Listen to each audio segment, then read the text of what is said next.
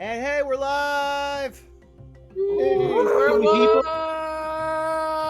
I'm no longer Scoop Cat. Stop. Ads. Hopefully not popping up, but we'll see. But how long will you remain Tyrant Bane instead of Scoop Cat? That is the question, Rabbit. Man, my next character, I'm gonna have to just make Scoop Cat. Yeah.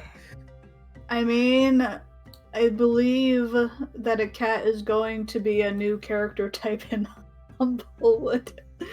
Oh, really? Yep, I believe so.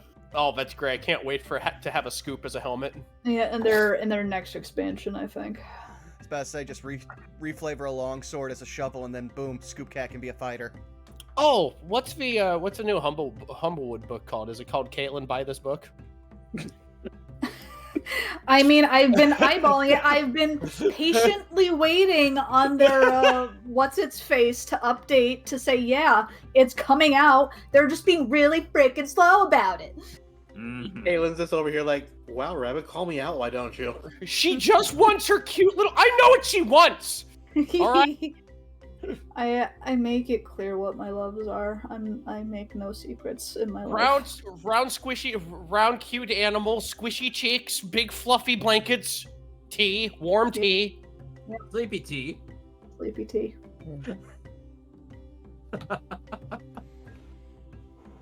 Don't mean to go ahead and fire. Just don't go ahead and mean to fire her out in the bushes. I'm just saying that of all my friends, she is the easiest to shop for. It's true. I'm easily pleased. I'm hurt, Rabbit. You should know all you need to get me is beer and/or cigarettes, and I'm happy. You're the second. You're the second easiest. I'm like Caitlin. Here's a fox. Winner, chicken dinner. Vaughn, here's a box of BOKs. Yep, no.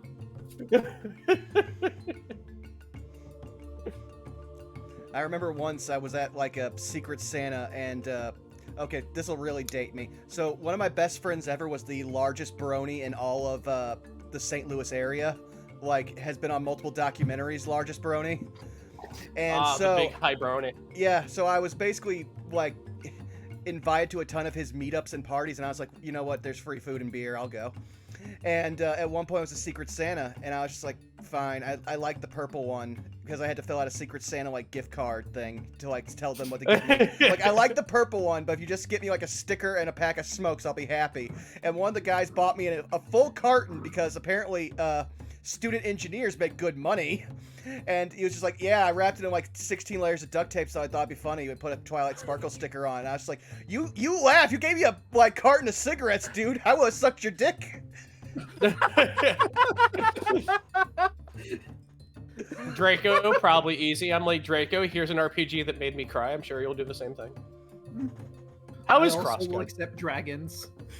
You like dragons too? Okay, Yes. easy. I'm just gonna click drag you in my Excel spreadsheet to Undercharu dragons. Good.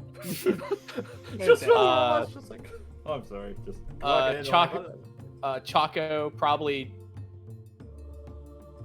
hunting supplies? I don't know. I mean, I guess. Gift cards to Lowe's. I'm more a fisher. I'm more fisher than hunter, honestly. Ah, cool. You're just like me. Milla, maybe a pillow to rest your weary head. You know, I wouldn't say no to that. I could use another decent pillow, let alone a full body one. Oh god, I should just text my mom about this with just all caps going, I know how to shop for people now. Oh my god, what a time. What a time.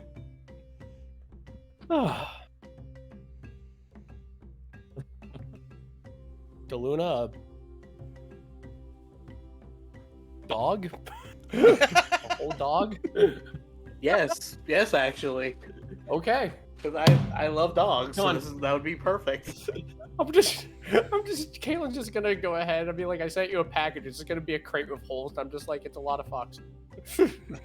Quick, run. It's just a crate of fox plushies, here you go. Yeah, I'd be okay with it. No, I'm good at boxing. Boxy. I found a wild fox. Here. This is yours now. I've named it Eep because that's the only sound they make. cute little chitters. They do. Sounds foxes make are so alien. All right, I've taken up a lot of time. Someone else say something. No, we were just letting you go because it's like, yeah, we need to. Yeah. Go off, King. I was having a good time. Having a good time. Me and Draco started our latest Medilogue is what we're calling it, where we It's have basically a Nuzlocke, but instead of your Pokemon immediately dying, you have 1 minute and 30 seconds to get them healed or they die. You know, to add anxiety. Did you get around? Did you Was. get around to playing? Did you get around to playing Crosscode yet? I haven't. I was going to stream it, but I realized I should probably just play it on my off time and enjoy it, and then maybe stream it later. I feel like that's what I need to do with a lot of my other RPGs. Like, I just need to play them because, like, not playing them causes me physical unrest. Yeah, I've got a few games where I'm like, I want to stream them, but at the same time, I should probably just play some of these damn games. I'm getting a bigger and bigger backlog, and I'm like, you know what? Screw it. I'm gonna play Crosscode the next day I have off, and just enjoy a game for the fun of enjoying a game. I still think one of the easiest games, one of the easiest Zelda games that I had to stream was Breath of the Wild, because me playing it's the same as streaming it. I'm like, welcome to Hyrule. What's over there? Grass. Grass. What's over there? Fucking grass. Like. Oh, hey, there's a lake. Hey, There's a river. Oh, Octorok spits rocks at you. I never managed to finish Breath of the Wild because I have this problem. It's so with big. Skyrim, exactly. Games like Skyrim and all the Elder Scrolls games. It's so big. I'm like, where do I go? And then I get distracted and find a temple somewhere and like, oh, well, that was a good 30 minutes. Oh, what's this thing over here? There was a main quest at some point, but I've forgotten what it was. Ganondorf, I think? Sure. Remember I played Breath of the Wild on shifts with one of my bar buddies, and he handed it back to me. It was like, that game's untenable. I spent 8 hours, and I just ran toward a tower. I got the tower, and then the sun was gone. Mm. I went to bed. I remember chasing down a bunch of dragons to take pictures of them for a side quest, which There are seemed dragons in weird. Zelda? Yeah, in Breath of the Wild, I forget the side quest, but someone tells you about dragons or something, and then they want pictures of them. So you go to each of the spots, and you take a picture of these giant Eastern-style dragons just sort of minding their own goddamn business, flying around. And then you can shoot them with an arrow and get one of their scales to drop that you have to find, because they're flying all over the place. And then you have a cool little dragon scale that you can do stuff with. Nothing can destroy Link. He's blessed by gods and dragons. Like, what the fuck? True, yeah. Depending on Like- the timeline. I mean, no, there's one thing that can destroy him, and it's chickens. We all know this. That's Oh, true, that yeah. is true. That you is don't true. fuck with the cuckoos. No matter how strong you are. That was probably Favor's idea. She just leans over and is like, make him weak to chickens. It'll be funny. Yeah. And I like never to imagine was. that each of the three gods are pranksters to some degree. Din's famous prank is in Twilight Princess, where she's like, you know what? Let's give Ganondorf the Triforce of Power anyway, because that sounds fucking hysterical. And it was. For her and no one else. Why you give him a Triforce of Power? Look at him. Look at his muscles. She's just hanging off of his arm. Yeah. So big. So strong. Isn't this the guy in one timeline who destroyed everything? Yeah. But this is funny. I'm having a good time. Look, Dan, if you have a crush on him, just say it. No.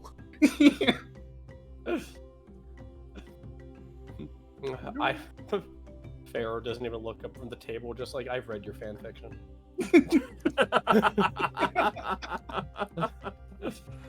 All right.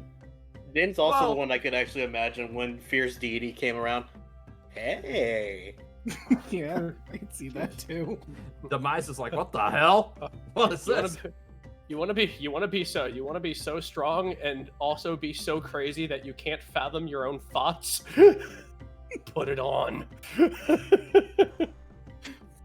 Hey, you seem like a cool guy. Here's a mask of a random god. Where'd you get it? That's not important right now. Yeah. Look, The we gotta random- play a game. That weird mask salesman that's constantly smiling that kind of looks like Shigeru Miyamoto gave it to me. Did you ever see the thing? Since I don't think I'll ever be able to get on Zelda lore again, that the fierce deity is actually based off of Link's father, Raven. Huh. I did not see that. Yeah, there's a manga series about Zelda that's about Zelda's dad, not Zelda's dad, Link's dad, Raven, and he goes to the human kingdoms to basically tell them that Hyrule exists and to stay the fuck out of Hyrule. That's fair, honestly. No one should go to Hyrule. And God, Raven's such a fucking just brutal asshole. I love him so much. Like, Link fights honorably. I think there's a scene where, like, he scrapped for ideas and he got his sword knocked out. So he throws dirt in this fucking knight's eyes and just headbutts him.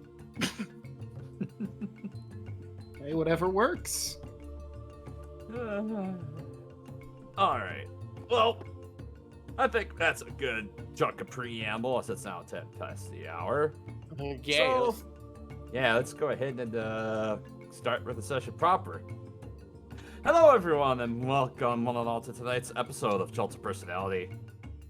When last we left the expeditionaries, Elise, the Wood Elf Ranger Fighter, Zeno, the Half-Elf Sorcerer, Rue, the Human Druid Monk, Dan, the Half-Elf Witch, and Enoch, the Human Warlock. The party had met with the trade prince Wakanga Otamu and had been brought up to speed in matters that had transpired in Port NYANZARU since their departure to deal with the death curse and the liberation of various other things in their time in the jungles of Chult, including the fact that one of the trade princes had died after succumbing apparently to the death curse, being replaced by her daughter, as well as other strange happenings, I guess. Not much else aside from that, now that I think about it, but as the party,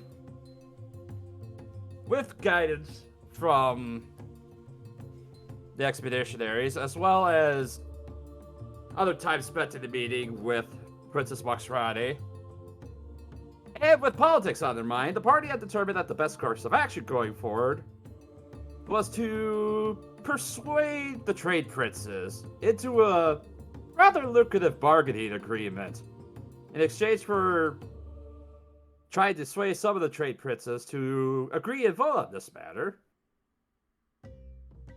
And God, my brain is just running on a mess right now. Just cohesive thoughts, please. Anyway, so Wakanga had decided to meet with some of the other beneficial trade princes, and also to meet up with Imerza in a bid to potentially sway a deciding vote on the matter. After bidding Wakanga and Princess Rane adieu for the day, the party sought to browse the various bazaars and stock up on supplies before returning to Kaya's house of repose, where the party had a strange and odd run-in with a long-forgotten ally in the jungles of Chult, one Artus Cimber and his reptilian friend Dragonbait. As Artus beckoned Enoch over to discuss everything that had been happening thus far, he presented them with a rather interesting side quest if they had the opportunity. To meet up with a wise old sage deep within the jungles of Chult in a bid to possibly figure out what had happened to the ruined city of Mesro. Figuring that the larger priority would have been to deal with the happenings with Rane and the trade princes, Enoch, for the moment, temporarily declined the offer. But, as the rest of the meeting continues on between the expeditionaries and Artus, What else shall the party do in the time between now and when the meeting of the princess occurs? Let's find out on tonight's episode of Chult Personality.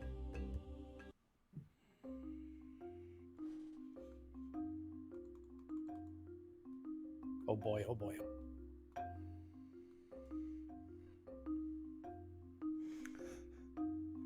So all I really remember is that Dan was using the helmet telepathy to talk to Dragonbait, and Enoch had already drank 2 of 4 ales. Yes. Yeah, that's right.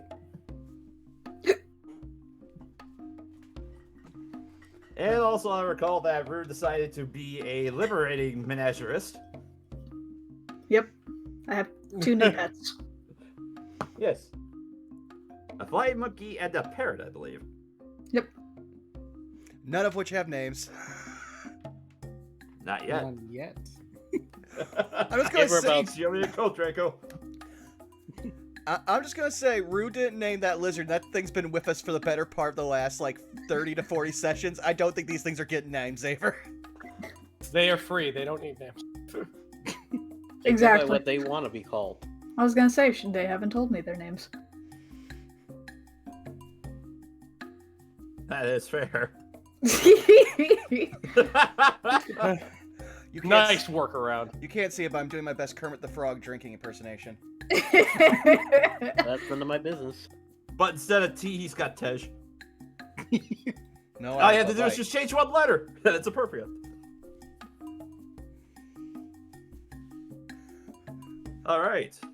So, with that last bit of business concluded, unless anybody else had anything else for Artus and Dragonbait. At most, Enoch would just look and just go, on the very off chance that we come find you and take up this job, how far away is this place you're sending us?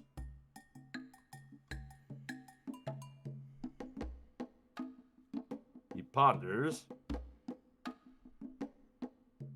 as he begins to look at the map, as he had previously pointed out. As I'm just looking at things on my end.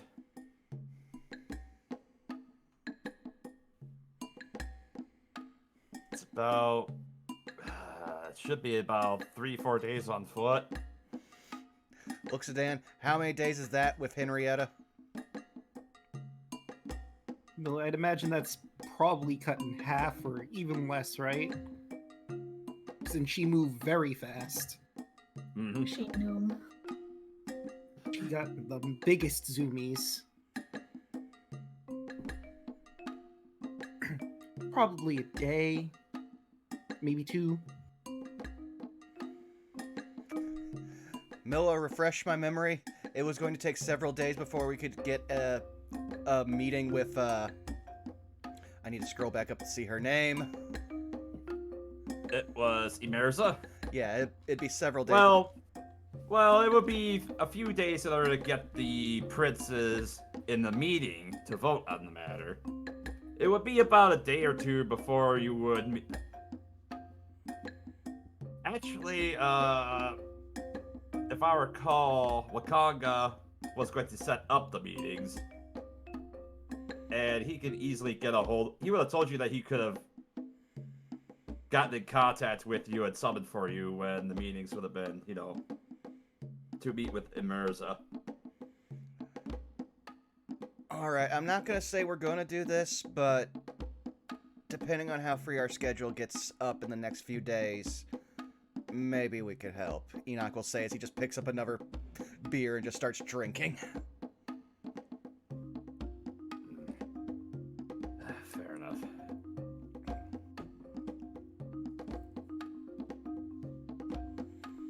As Artus just kind of, so as you bear him this news, he kind of, his expression kind of draws out, slightly sad. I see. Well, I'll try and lay low and try and spend a few days around here. Probably trying to conceal myself a little bit better. To probably head towards the Thundering Lizard at some point, but I'll admit it's kind of nice to have some quiet in here after being in the jungle for so long. Don't you agree? Indeed.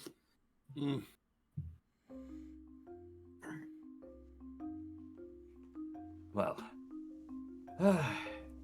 at any rate, as Dan, you hear Dragonbait in your mind as he says, fantastic. We must be off, Artus. As you get the smell of wood smoke coming off. That's a rather pleasant smell. That's the smell of parting, I suppose. He says that they need to be off. Well, my friends, I'll attempt to see if I'll wait a few days around here and lay alone down by the Thundering Lizard, but seek me out there if you want to reconsider my offer. That, or we'll just have Dan talk to you inside your head. I can always shoot you a message. Oh, that actually works splendidly as well. Alright. Well, my friends, until next we meet, stay safe. And Artus and Dragonbait pick themselves off. Leave, they walk up towards the bar, and they'll actually, you see Artus, leave a couple of gold coins on the bar. For the drinks. For my friends over there. Thank you, sir. You're too kind. As he pockets the coins, and Artus turns and nods to you, lifts off his cloak and sees himself out. I mean, last time I told him he's buying the drinks, we were listening to him. That's fair. He's, following up on that, so.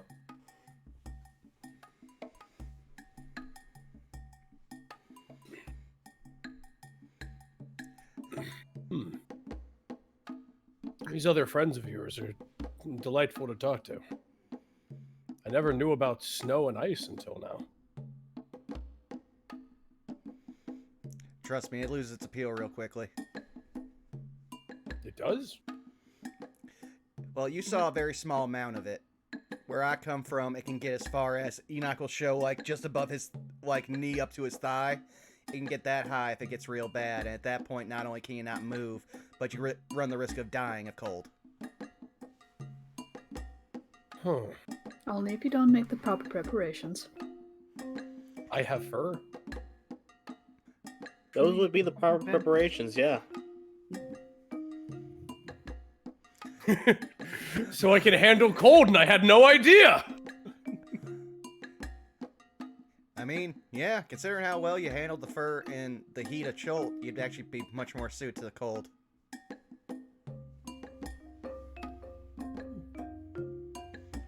Good humidity normally regulates itself in the snout. Huh. Had no idea. Enoch is actually fascinated, just sipping his beer. He touches his schnoz. Boop the snoot. Do you boop his snoot? No, she's not actually booping a snoot. Okay, That's Caitlin, not Rue. Okay. I feel like Caitlin is just the voice in Rue's head that's just jump off the cliff, see what happens. Poke it. Every once in a while, Wick just manifests into her brain for some reason. Nudge it. Wait, are you implying that Wick is her patron? Maybe. That suddenly makes things much more awkward considering Enoch's also wearing his holy symbol.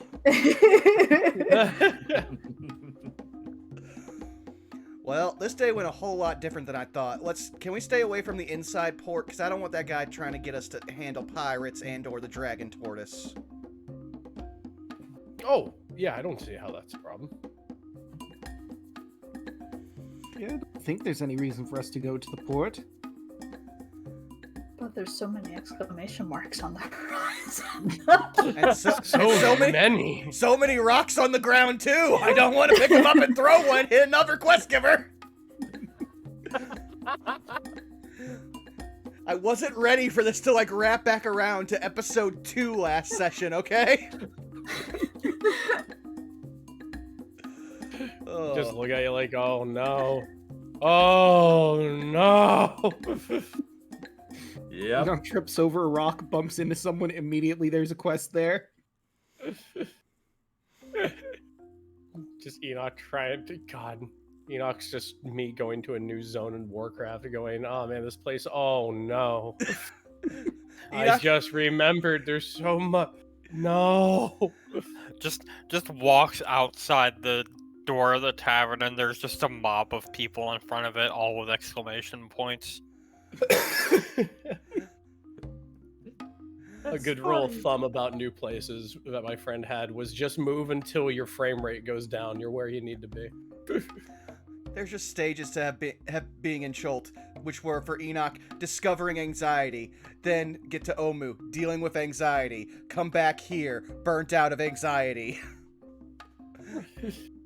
Try not to think about it. Think Yeah. about it a lot. Okay, how about... Oh, what? Oh, as you kind of pottery things a little earlier, Elise, as you kind of pottery things a little more, all of a sudden you see a very familiar face kind of wandering in. Give me an intelligence check real quick.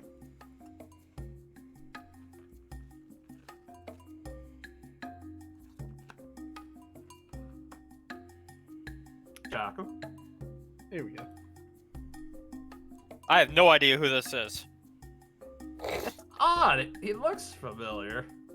You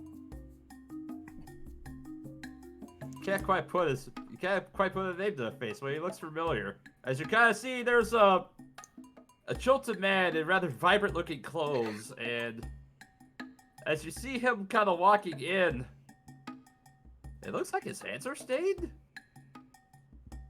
Various colors. Well, this is gonna kind of tilt into the rest of the group. Does that guy look familiar to anybody else? Is that a roll something to figure out what it is or who he is? I can handle this. Rabbit, you've never, Tyrant Beta, you've never seen this man before. I was gonna say, I'm going to assume I haven't. Andrew. Either. Yep. I can give it the old college try. Just gonna stand up and be like, hi, do I know you? Do I know you? Oh fuck! Yeah. You're tall. Yeah. I get that a lot. Dan. Yeah, it's been a while, but yeah, you recognize him as Omala, the dye merchant that you guys had helped. Oh, it's Amala. You know, we helped him from Seems like a lifetime ago. You mean the person that is as the reason why we have information that we can use to blackmail one of the trade princes? Yes, exactly. Yeah, how about we not get him involved more? Because I think that would only give him an aneurysm. Also, if I remember right, he barely could fit, like, the 4 of us in his house. We have much more people now. We have our own house now. We don't need to get any additional board. True, we also don't need to trouble this man anymore. It walks. You guys see as Omala just kind of gets a quick glance, kind of catches your directions, just kind of stops and looks, and he does that familiar head tilt as he kind of makes his way over and. Wait, do my eyes deceive me? As you see him kind of make his way forward, you see him kind of rubbing his hands. Oh, it's you! Well, this is a pleasant surprise! Ah, it has been so long! Yeah, we've been rather busy. Ah, yes. All of you, it's been months, I think, since I last saw you. So, how have the juggles of Chult been to you? Well, Do you want that answer, the long version or the short version? Tyrant Bane leans over. How have the jungles been treating you? I mean, not all of it was bad. We did get to meet meet these two wonderful people. Zeno points over at Tyrant Bane and Rue. Oh, I see. More friends. Oh, pleasure to make your acquaintance. My name is Omala. I am a dye merchant here in NYANZARU. I'm Tyrant Bane of Omu. Rue.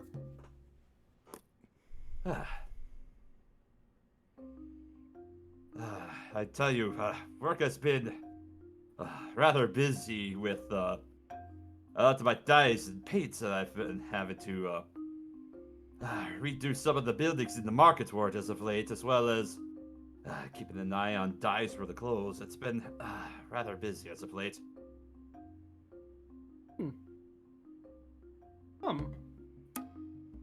Undead attacks, or? Oh, there was at least 2 that I remember since you left. But they were relatively light compared to the chaos that was when you last stayed with me.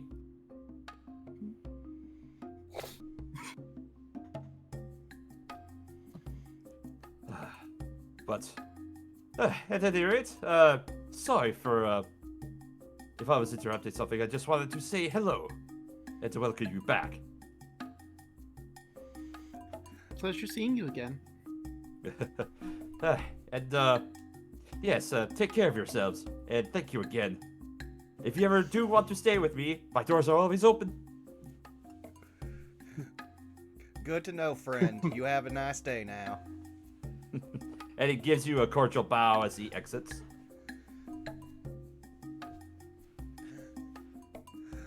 As soon as he leaves and is no longer in earshot, Enoch's just gonna go, oh, thank the Lord he's not in trouble again.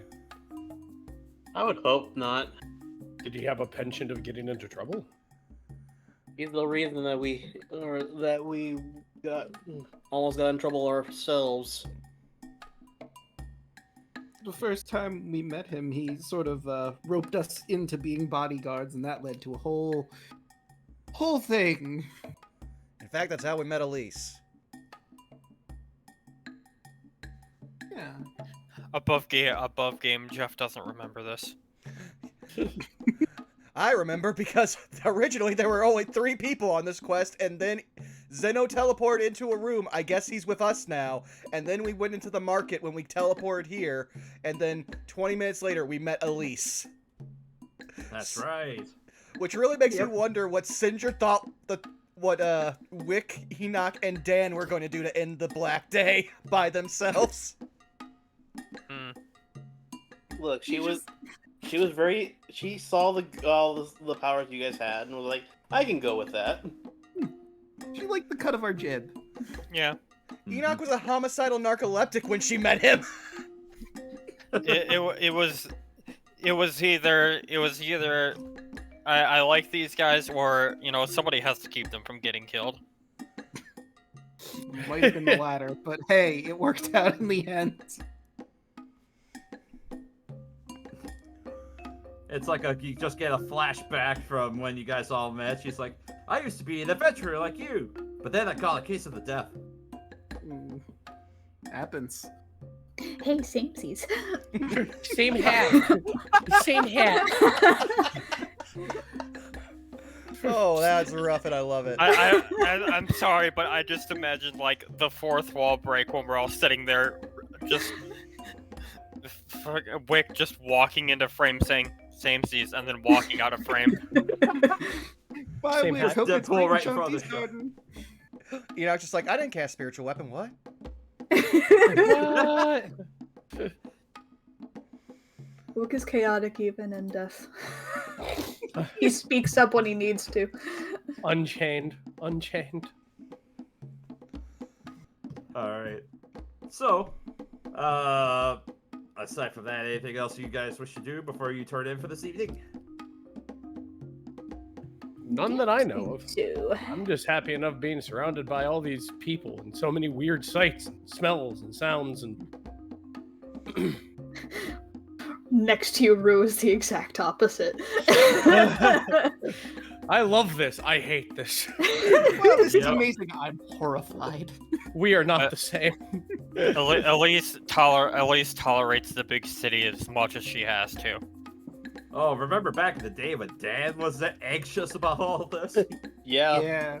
Now he's basically immortal in his eyes. Remember when I stabbed the table of a parent merchant? That was funny. Yeah. Well, yeah, it sounds like we don't really have anything left to do, so we might as well head back to our house and take care of our children and such. All right. True. Yep.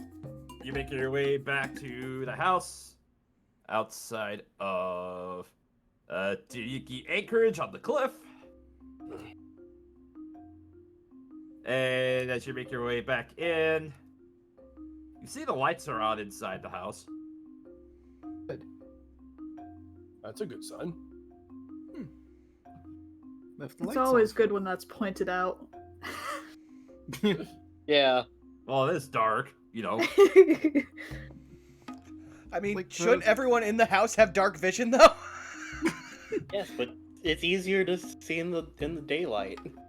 It's just nice to have light, you know, to be able to see colors. Look, I don't have dark vision. I have light, and then I touch my horn, and then I can see. And you can also turn on your flame tongue longsword. Flame tongue longsword and my freaking sunblade. The sunblade and the flame tongue longsword work as a weapon and also a flashlight. I am a beacon.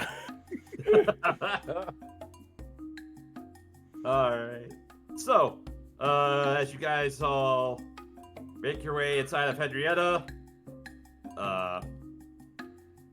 Dave, the kids, they all meet you. You all go and turn in for the evening. And you all gain the benefits of a long rest. Huzzah. Heck yeah. Ooh, baby. Alright.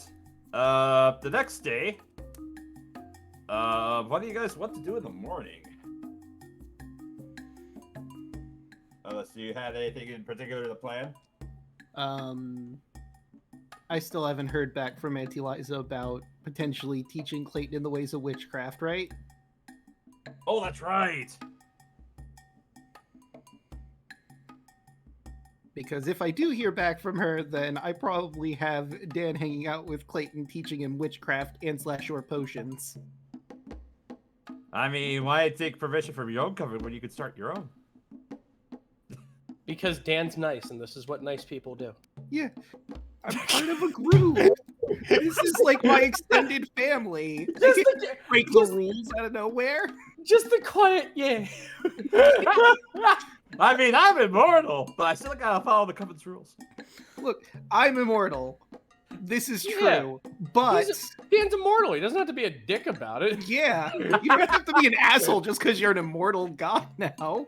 Well, god's a stretch, but immortal's definitely. No, we punched Siric's head off his shoulders. We can say that. Point. Specifically, Tyrant Babe, like, bored the head off the shoulders. There's two types of immortal: the asshole, and then just grandma living in the woods having her best life. Yeah, exactly. Dan See falls the into world, that baby. one. Yeah. And there's the Now secret that I'm third- immortal, I can watch all the episodes of Matlock I need. Yeah. I can watch every episode of The Office, both the English and the U.S. version. I wonder which what isn't- the young folk are doing out there. You know which- what? This could be an excellent idea. What if we take our hag's eye and give it to one of the adventurers and replace it with their eye? That way we can always watch what they're watching. I just like to imagine that like a lich's sanity only lasts as long as their Netflix playlist. Yes. Oh, What do you no. mean they took off Friends? I was gonna say I joke about this, but this legitimately happened in one of our campaigns. So we basically have the idea that the Coven of Hags are just sitting on the couch or just seeing the projection on the wall from everything that's happening in the eye. They basically invented Hulu. They had popcorn. No one knows how they got it. Well, no. They invented Hulu until they put it in a bard's eye. Then they invented Cinemax. There you go. You mean Skinamax, am I right? Took the words out of my mouth. I was so going to say that. Drinking water. How could you do this to me? Anyway, How dare you? I'll next never forget morning- this wrongness. Dan, you do get a response back from Auntie Liza. Gallant Dad, so glad to hear from you. I've had time to discuss with... God, I'm sorry. God, notes. The others?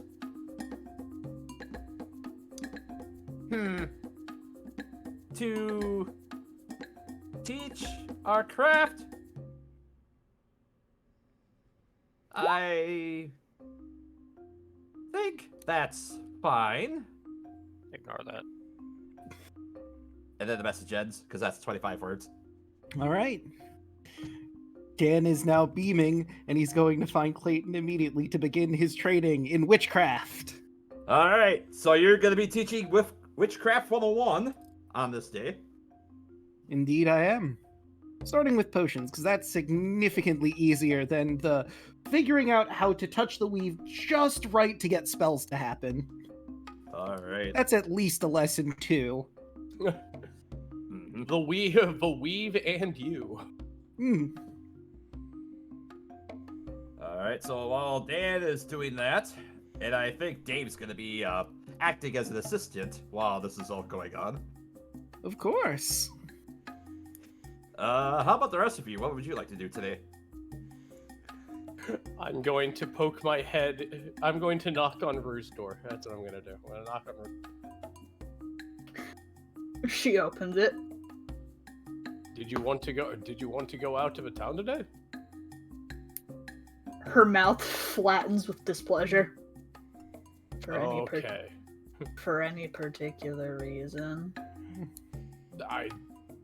There's not a whole lot to do, and we Minotaurs tend to get restless around that. That's why we like wandering.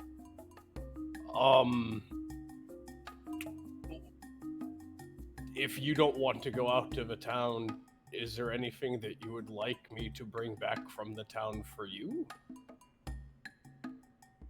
She kind of pets the bird in thought.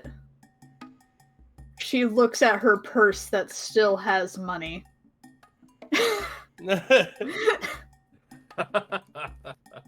These people enjoy the currency that we mostly barter, so it's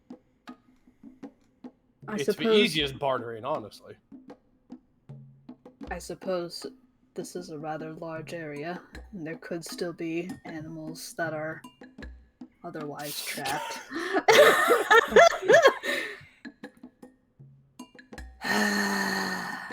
Very well. I will join.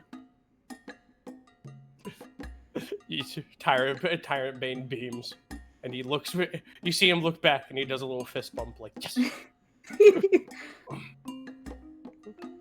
And come, join me. We'll liberate many animals.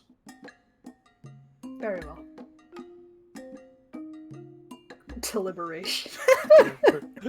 To liberation! Enoch's just gonna be staring in the background. You know what? I think they'll be fine. But then again, he's also going into town, so he figures if he hears any kind of commotion, he can just get there and hopefully stop it. Then I'll just sit sitting on the couch. He sees the two of them go by. Where are you going off to? Liberating animals. Cool, have fun. Oh, I will. It'll be glorious.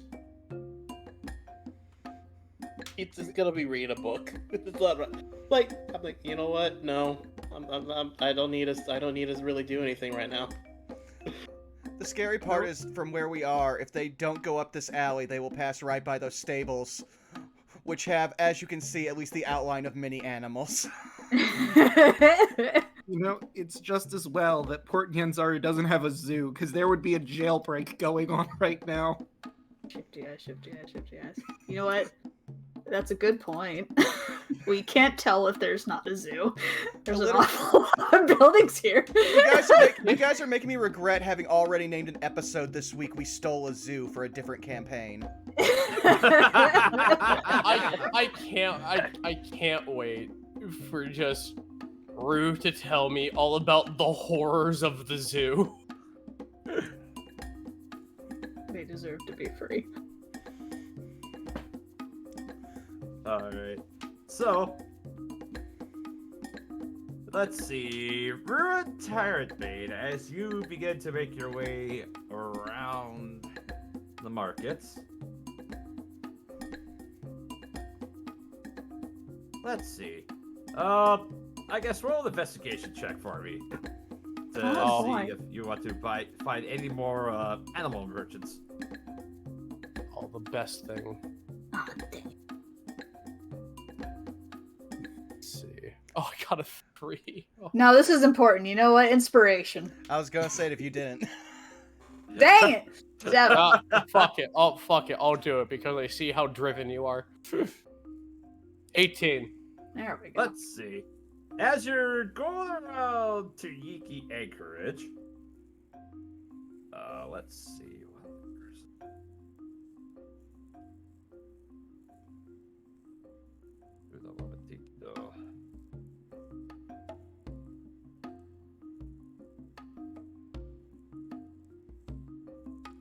You do kind of scope around the various pens around the acreage, and actually, as you kind of saunter about, you do see there's a barker just kind of walking around, kind of over by the pens, and you see him just kind of bark out, "Dinosaur races! Come try your luck with the thundering lizards of the acreage." Oh. Isn't that thing Dan wanted? I believe so.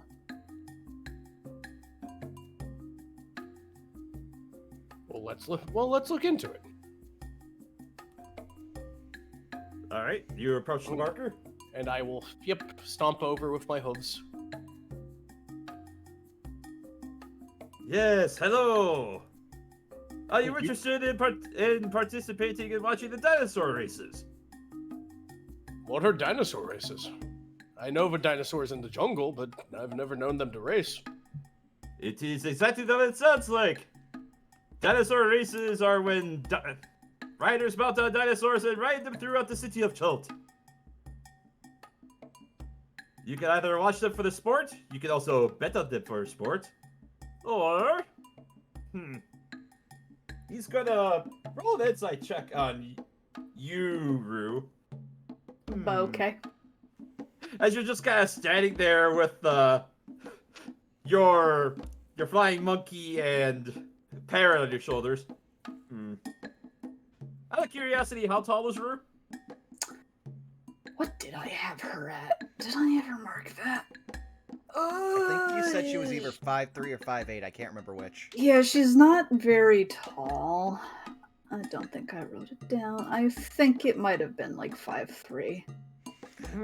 That sounds about right. Just 'cause gotta... I remember her being shorter than Enoch, and yet he's still scared of her. Yeah. It's because girls are closer to hell. We can take a better aim at your shins. Somewhere, Puggy, our dog, just sneezes. She doesn't know why. I'm shorter than Punk, so. She is. The barker just kind of eyes you up. You have something about you. You would actually make a very decent rider if you were willing to participate in the race. Can she bring her own dinosaur? There's just the ever so slightest narrowing of eyes. Well, we might have a few spare dinosaurs in reserves. A couple of our riders might be injured, but you could race. And Might be. And bringing her own dino. One moment. He holds up a fuzzy finger to the Parker for a second. Just brings Rue over the corner real quick. Uh-huh. Rue, I have an idea. I have an idea. It's untoward, but I feel like this could work, and this would be a decent idea. She is the epitome of unimpressed. Okay. Remember when we were in the tube, and you turned me into one of those big dusty things. Yes. If you could bring your own dinosaur and win the race, the winnings would be such that you could barter with their money and liberate the dinosaurs. Again, the slightest narrowing of eyes, but she seems more receptive now.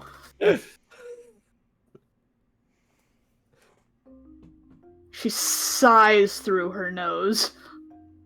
Your dinosaur would have to be brave, honorable, perhaps have a crown around one of his horns. Am I to assume that you would like me to turn you into a dinosaur then? I've wanted this since I was a calf. Interesting. It would be so neat.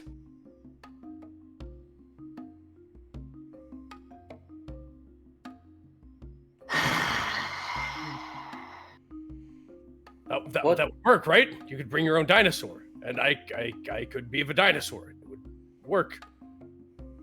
I probably wouldn't be able to smite them in its name, but it would work. It would work. Maybe. Perhaps. Would it work? I don't know how the magic works. You can operate as an animal does. And that's about it, I Oh, believe. well, neat. She thinks. If it would help you in your liberation of the animals, I would be... Yeah, I would be receptive to that. Though I highly doubt that they would be persuaded to get or to lose their dinosaurs. I imagine this makes them money.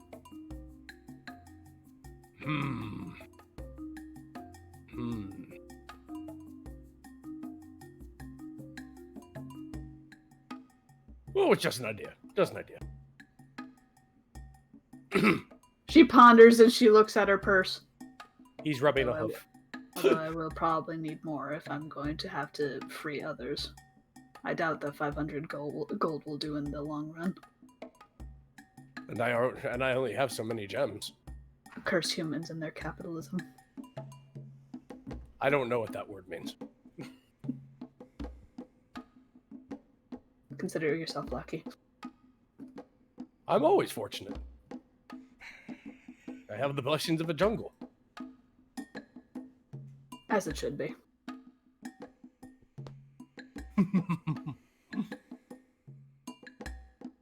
Fine, I suppose we can. I suppose we can try it. Rue is such a hard woman to read.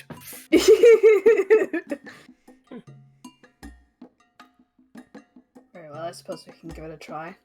I guess it wouldn't actually be riding a dinosaur if it is. She just kind of motions to him in general. As a resort, options. We like options. We're adventurers, right? I suppose so. So hard to read.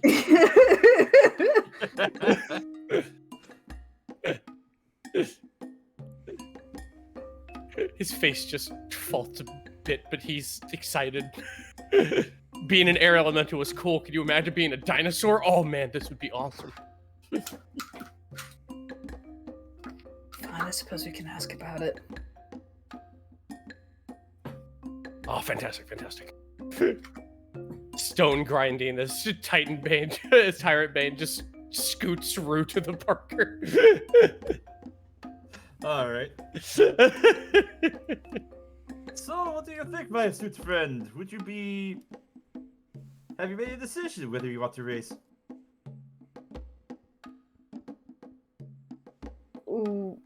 When are the races? Well, some of the other competitors have started to file in. Probably in about an hour. Well, we'll start off with the two-legged race, and then the four-legged race, and then after that, anything goes.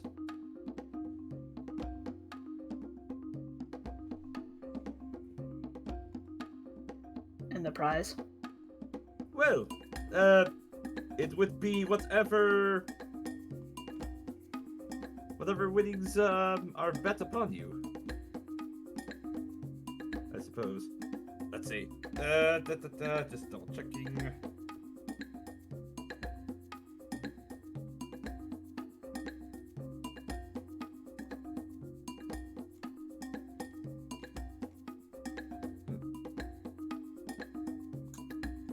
I suppose if you're willing to put a wager on yourself, or if somebody were to bet on you, it's basically based on the odds for any particular. What piece would you consider bringing out of curiosity? Or what would you like to race on? Is it only dinosaurs that are allowed? Yes. It's the name. I'm afraid that's the nature when the name of the race is the dinosaur race. Me as I'm looking through all the dinosaurs. trying to figure out what the fast one is that I can actually... I mean, they're all fast when someone in your party could cast slow on the rest of them. That is true. True. I also need to remember what I am capable of casting. I believe Polymorph is up to CR4. Oh, I can also cast Feinstein. Don't worry. You need a dinosaur. I'll get you a dinosaur. I also might have just realized that there's no limitation on what summon construct has to look like. It would be a medium creature. That's the only restriction. And then, if you've got 10 minutes, I can make you anything. And then animate it. Would they be receptive to a mecha dinosaur, though? Would they be able to stop me? No. Also fair. Are you going to tell Machindramon where he can't park? Let's see. So, I'll just kind of give you this. I'll allow you a quick perception check real quick as you're kind of considering options, because you are right next to some pens with dinosaurs in them. Yeah. 19. Yeah, as you're kind of looking around, you do see there are some Hadrosauruses. You see a couple of Dimetrodons. Quite a few Deinonychuses. You see a couple of young Triceratopses. You also see a young T-Rex in there, as well as a young Allosaurus.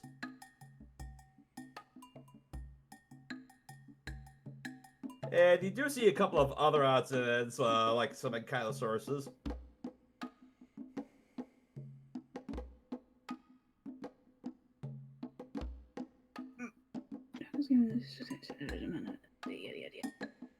Sorry, I'm just going over Polymorph.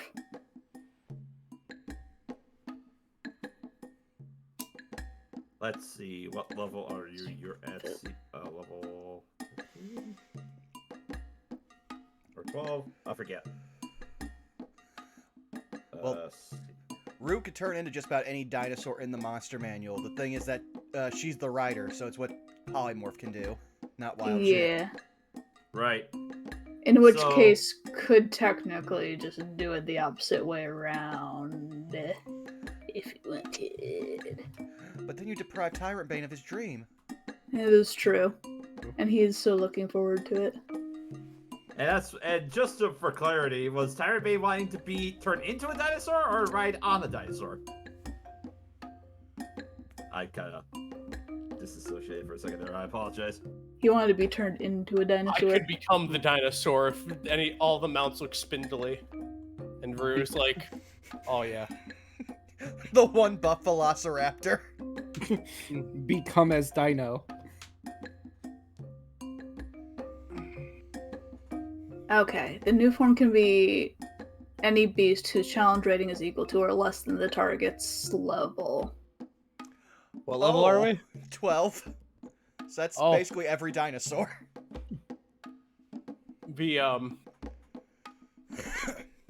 The animal kingdom awaits, I suppose. Actually, if memory serves, you could literally turn him into the king of feathers now. Now here's the big question. What's the fastest dinosaur? Yeah, Gallimimus. I suppose a nature check? Oh, but you're talking about in D&D. Oh, Yeah, I'm okay. talking about I just- D&D. Oh, sorry. I'm a male of a species. We all know everything about dinosaurs. It's just it's baked you're into good it. at, you're supposed to be good at this. 10. 10. Let's see. You suspect if you had to make a guess, it would be a T-Rex? Well, golly gee, Mega Man, I can do that. They got a pretty big stride. Yep. As she ponders, T-Rex.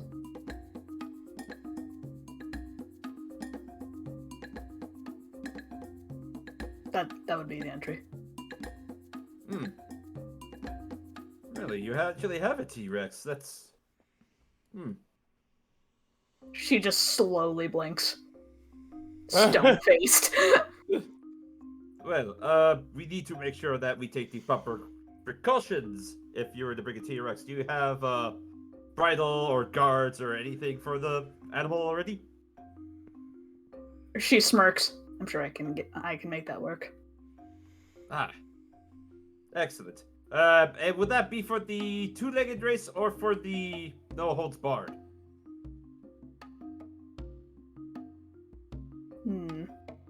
Well, She just kind of- actually, he she ponders roll- that a little bit, and he's like, "Well, if you're going to be racing with a T-Rex, that would probably be more akin to the no holds barred." She just spread her hands in a shrug. All right. All right, so that race, let's see, it's that race should be about mid-sun when that race happens. Quietly gives a thumbs up.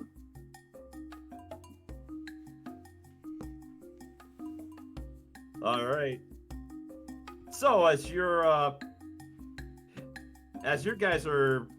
two of you are working on that, what's everyone else going to be doing as we kind of cut back? Zeno and Enoch. You can go first. So Zell would have been like basically this in the living room where like I'm assuming that's where Dan is as well, the teaching, starting to like talk about magic and stuff like that. Mm-hmm. Yeah. He'd be there with a book, offering his own insights and everything that he's done. Ah, Like, okay. if any, like, everyone that's hearing this notices that he's actually getting really into what he's talking about. Like, above game, it's the like, I want him to become a teacher after this is all said and done. So like, he's actually like realizing he has a knack for it. Ah. I see. So you're just kind of sitting in the wings and lending your insights as Dan and Dave are teaching Clayton about magic. Yep. And witchcraft. Gotcha. All right, Enoch, what are you doing? Well, since Mama's busy, Enoch will take Joho and Straw Bundle, and he will put cloaks on them first and be like, okay, we're going out to the city. We're going to go look for some reading materials, as he also puts on a cloak because he doesn't want to get recognized by anyone else and be pulled into anything else. Enoch, is that you? No, it's not. There's a whole party of people searching the town for Enoch specifically to give him quests. I mean, he always sticks out more because since then more of his body has become metal, and now he stopped wearing his poncho, which was the closest thing he had to a shirt. The only other thing he has to cover himself at this point is his cloak. So he's putting it around himself. It's like, okay, we're going to go get a book and find out how we can properly pray Shanti. And so he is going to head them out, and I'm going to assume we're going to have to go all the way up here, because I remember this is around where the churches were. Yes, around the market. Let's see, was it the market ward or the market? one? I forget. It's fine. Take your time. I know these maps are a pain. Yeah.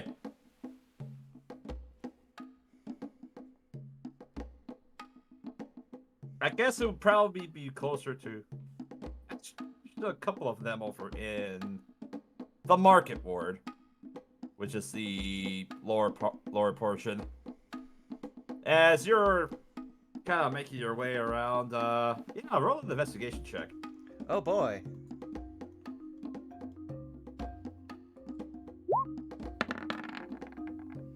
$11. 11. Yeah, as you're making your way around, a couple of nondescript temples here and there, and you do pass a stall that sells a variety of books. Ah. Well, then he will walk up to the merchant and be like, "My good man, do you have any books on the worship and customs of Shanti?"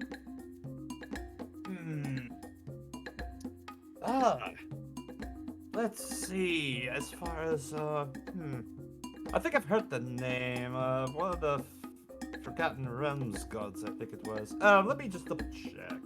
As he just kind of waits for a few minutes.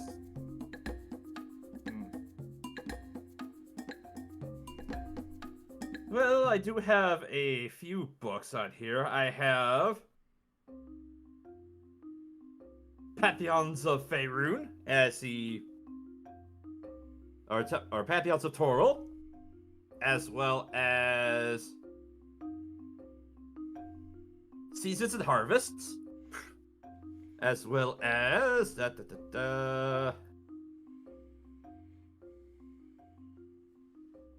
Gardening Tips and Techniques, how to invoke Shanti's name, as he basically lays the 3 books for you. That would be 50 gold each for a total of 150. Enoch doesn't even blink. He's like, "Yeah, sure." And Excellent. And he'll also say, "Just a word to the wise. I believe that in the coming times, Shanti might have a resurgence here in Chult, so you might want to start investing in that." I see. Well, whatever you say, friend, and thank you for the business. As you're going to make your way around, Enoch, roll a perception check for me. Oh boy. 18. 18. A few stalls down, as you're kind of turning around, one sight that kind of sticks out for a second, that as you're thinking about it, you see a familiar sight of what appears to be a red pseudo-dragon that is currently perched upon the shoulders of a woman. As you get a better look, oh, you swear you recognize there's a half-elfin woman, which, as you kind of take a closer look at the back of her neck, you swear you see draconic-looking scales and patch splotches on the back of her neck. I'm trying to think of who this would be. Intelligence check. Oh boy. He's so smart.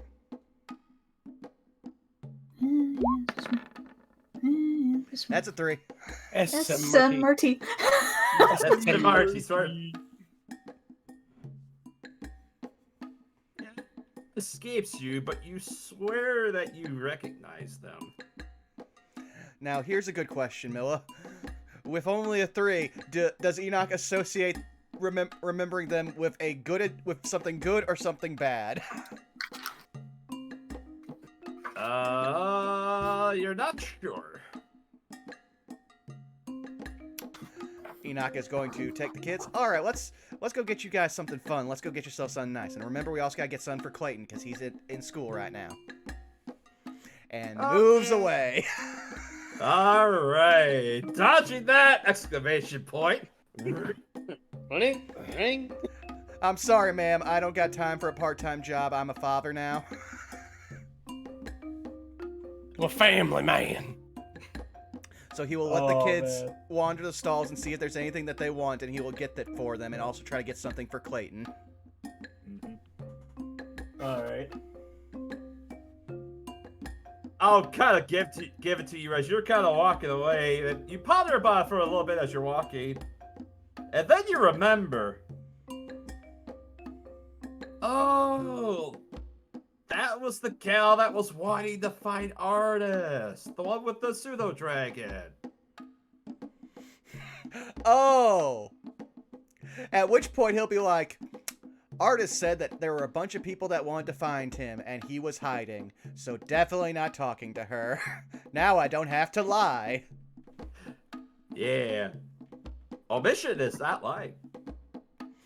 No, at this Yeah, point, we get Enoch away is with literally things. just doing the not my problem, as he again takes the kids around and sees if they want anything. He's being a good dad today, and possibly finding the next plot hook, which would I assume would be dinosaur racing.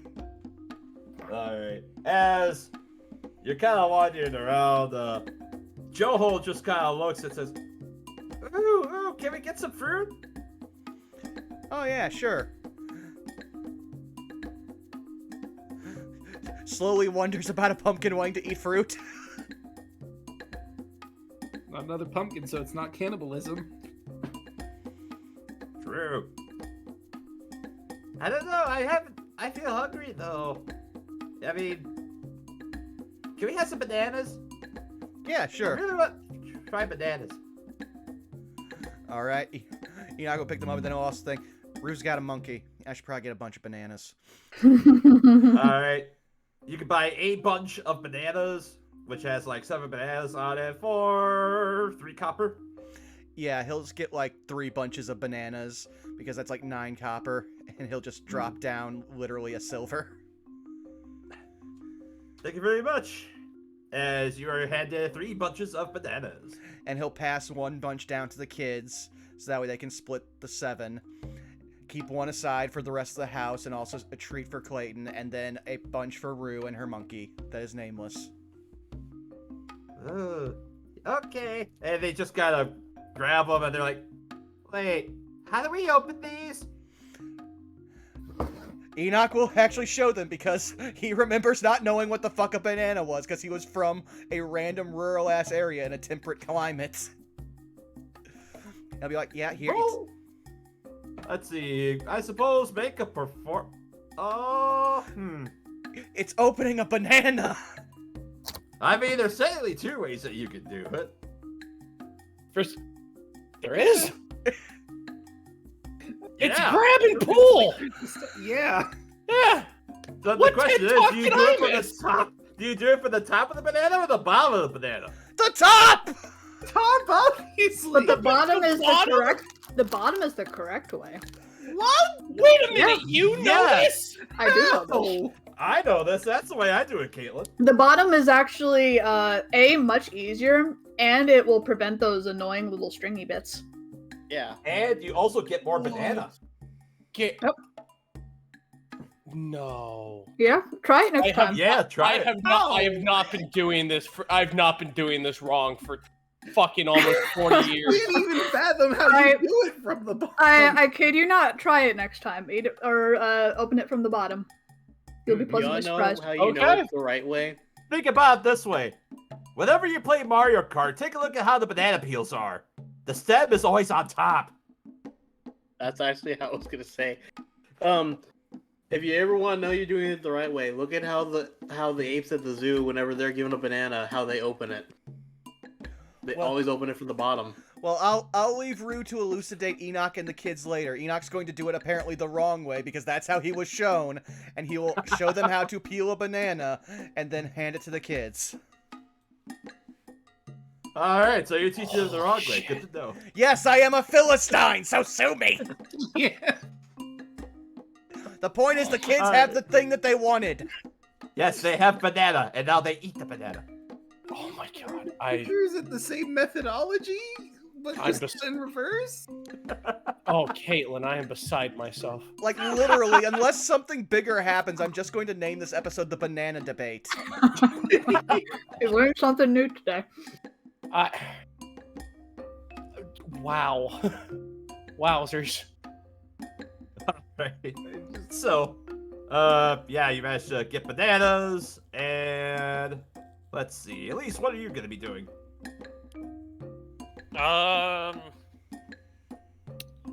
doesn't really have anything that she doesn't have any real reason to go out, so she'll probably just be staying back at the house, All right.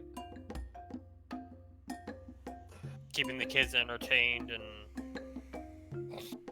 just meditating, doing usual these things. All right. So, let's flash cut back to Rue and Tyrant Bane. What do you guys want to do leading up to the no holds barred race? I do believe I recall that Dan was highly interested in this. Do you think we should tell the others? Oh, absolutely. I think that's a great idea. Very well.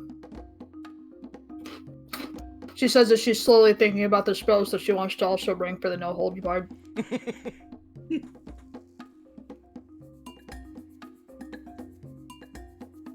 Oh, I- heavens. I suppose I need to get you a harness as well. Oh, yeah, I suppose, yes. That would make sense. Oh god, doesn't even have listed how much those things are in here. Quick, look up horse tack. I don't. You need a harness. Meanwhile, Enoch's just like doesn't have any issue with just be like making one. Okay, yeah, sure, here you go. Not gonna question why you Right. need a bridle this big. Right, how long did that take? It takes 10 minutes for Enoch to make anything. Fair enough. She'll keep an eye out while they're shopping, but they're like, yeah, let's go tell the others first.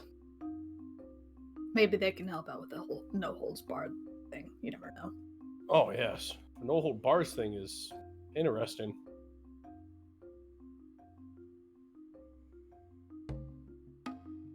All I right. can already make you faster.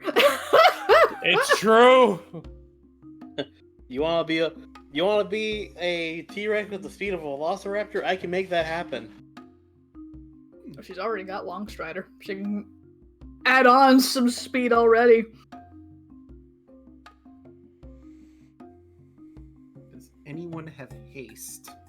Longstrider and haste would be ridiculously OP. Mm-hmm. All right. I mean, I've I got assume slow. All right. So I'll assume you guys are all back and you're currently making the discussions with this. Yep. I'll give everybody a quick intelligence check. Yeah, I believe this will apply to everyone. Alright. And Dan, I'll give you advantage with this because I'm guessing you are probably the most interested. That's a 24 then. I got an 8. Nat 20. I don't know shit. Enoch's just thinking, we're setting such a terrible example for these kids. Alright. Yeah, Tyrant Bane and Dan. As you two are thinking about the options a little bit, the two of you in particular would realize that, the use of magic during the dinosaur races is probably not legal. Let alone there might be serious repercussions. And Dan, you would suspect that there might be serious repercussions if you use magic in the middle of a race? Unfortunately, it would be against the rules to use magic, I believe, during the race, and they're probably going to penalize you for such a thing, or worse. I was thinking about maybe using illusion magic to disguise Henrietta, but that would probably be found out. I mean, you said during, but right before they hit the starting block, everything's legal. Rue throws up her hands. Well, that's not no holds barred then. No, I agree, it's silly, but I mean, I guess if people could cast magic during the fight, it would be too much. Or it would skew it in the favor of the people with magic, I suppose, and then everyone wouldn't have a fair shot. In random Dino Racer probably doesn't have access to all sorts of amazing magic. Humble brag much, Dan? A little bit. Every schmo off the street, Dino Racer Joe doesn't have magic. So we gotta be fair to him. Very Tom, Dick, and Hardy. I mean, Dan, I think you're forgetting that like 99.9% of the population can't do magic. Huh. I don't care about the 99% of the population. I'm here to free the animals and win. That's still a very capitalist mentality, Rue. I'm surprised. That is a very 1% mentality. She's just a stone grinding head turn. Meanwhile, Enoch just pulls out. Also, I got these bananas for your monkey. Without breaking eye contact, she'll just slowly take them. Thank you. See, that's 99% talking. This is the one time Enoch can take the piss out of Rin, and he's enjoying it. Not Rin, Rue. Oh my god. That being said, like, still, I'm pretty sure that they won't even notice if I do anything. Because unless I actually, like, he'll gesture and do, like, the nanites in his hand, like, make something or create something, they won't notice when I do the other stuff. It'll only last for a minute, but that's a fair amount of time in a race. True. And if it happens to the dinosaurs and not the riders, they wouldn't be any the wiser. Oh yeah, that reminds me. And she'll just jerk a thumb over at Tyronbane. We need a harness for him. A T-Rex one. Enoch was just like trying to do the mental math of why would you need a harness for Tyronbane? The T-Rex. Oh. Got like a general measurement you can give me? Or am I just going to have to eyeball it? You fought a T-Rex. Yeah, only the one. That will do, won't it? Enoch's not just like, whereas a Frez and no one ever gives me a just like I tried They've to got illusion up a replica of the King of Feathers, and we could use that as a model. That's to be fair. Technically, we fought two. Yeah. Because there was the King of Feathers and the zombie one in the tomb as well. It's true. I'm gonna be real, most of the tomb's a blur to me. Also, Dan, do you have all that like leftover orc leather? I should probably have that still. I didn't throw it out or anything.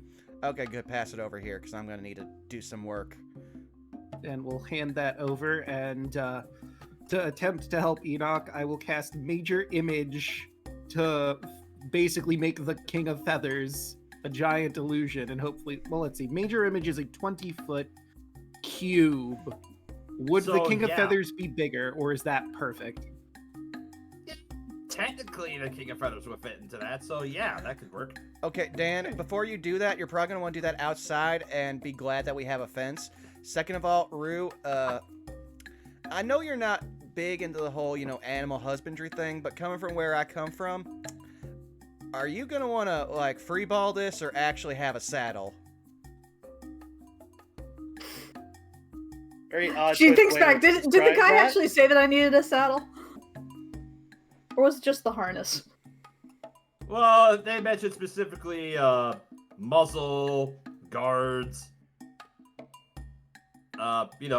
Basically to he would have elaborated that guards and muzzles to make sure that dinosaurs don't eat the other people. Never mind. A T-Rex muzzle? Yeah, for the other Why would races.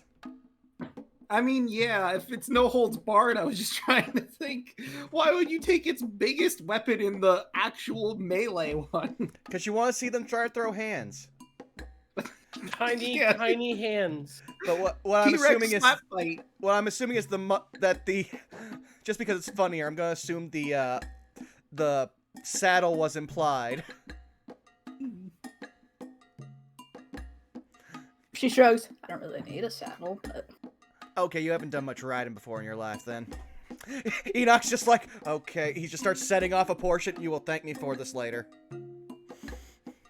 Typically, I am the animal. I don't usually do the riding. Just gonna leave that one alone as he just starts forming a saddle with his nanites. I don't know why you're so embarrassed about that there, Enoch. I mean, we've literally seen her turn into several animals at this point. I mean, we've seen her turn into a bear and a frog and then a tornado. And a snake. And an eagle. But hey, who's counting? Enoch's trying to think back. Like I said, most of the temple's a blur to him at this point. But yes, he will make everything, so you now have this, at which point he's just going to be like, here you go, Tyrant Bane, you can carry this, and, well, someone's going to have to help put this all on you when you get turned into a T-Rex. I actually kind of want to see that, I'm going to be honest. Yeah. Oh, I'm excited. You know, I'm profoundly curious how the rest of the neighborhood responds to suddenly the King of Feathers appearing for the modeling. That's a good question. Let's see if people see that. I guess apparently they don't see it because I rolled a 3. Oh, you know, just another day in Chult. Well, no, I was just a gonna giant dinosaur. They had a house dog. This is fine. Yeah, no, at that point, once the house dog walked through and they knew where it's going to be, like, we don't still watch our neighbors. We just give them their space. They put up a fence. It's that thing of, it's like, this must be here for the T-Rex racer. Like, we know what this is already. We're not scared of this anymore. That's a big one, though. When they came in on the mobile house on dog feet, but you know, T-Rex, that's fine. See those all the goddamn time. What do you think, unassuming citizens? What do you think unassuming citizens at very large Tyrannosaurus Rex? Now, here's the better question, because I might have looked this up. King of Feathers isn't a special stat block, so technically... It's a modified. Specifically, the King of Feathers above game is a monster. Okay. Okay, I don't think I can... Can I? No. I think it's just a beast, isn't it? I don't think so. Yeah, so it's just a T-Rex I can turn him into. I was pretty sure it wasn't technically a monstrosity, because if so, you would then have had Misty Step. Mm-hmm. But oh well. Alright, well, Enoch will hold out his staff, it'll glow, his runes will go up his arm, and then be like, okay, well, if you need my help, I'm ready for it. Otherwise, hey kids, we're gonna go see a dinosaur race. Yay! Dinosaur races! That sounds awesome. All right. Dinosaur! So, as everybody gets up, we'll flash forward to back at the dinosaur stables as at this point, as you guys are making your way closer, at what point do you want to cast Polymorph on Tyrant Bane? Probably when we're, like, only ever so just out of eyesight of whoever the judge is, or whatever. Okay. We cut with a George Lucas style wipe. Mm-hmm. I mean, to be fair, this is one of the only magics that wouldn't actually interfere with the race. They are just making themselves a ride. True. All right. So, I guess make a...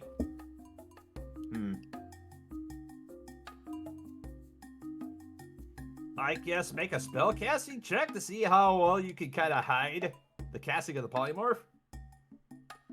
So proficiency plus your wisdom modifier. Okay. So I'll just do a whole heckin' wisdom, and then I'll just add in my proficiency, which is +4, so that is 17. 17, okay. Yeah, as you're trying to, be stealthily, casting that, you managed to, successfully, cast Polymorph on Tyrant Bane as you feel your snout getting much larger, and you feel yourself sprouting an upper row of teeth, let alone very sharp-looking ones, as your form changes, and you don't see Tyrant Bane just transform into a T-Rex. Ooh. Translate from dinosaur. Little arms. Little arms. Alright. All So right. then you take a few minutes, I assume, to attach the saddle to... Yep, come on, kneel down. Let's get this kid on you. Enoch's just like trying to help with the saddle, like, oh,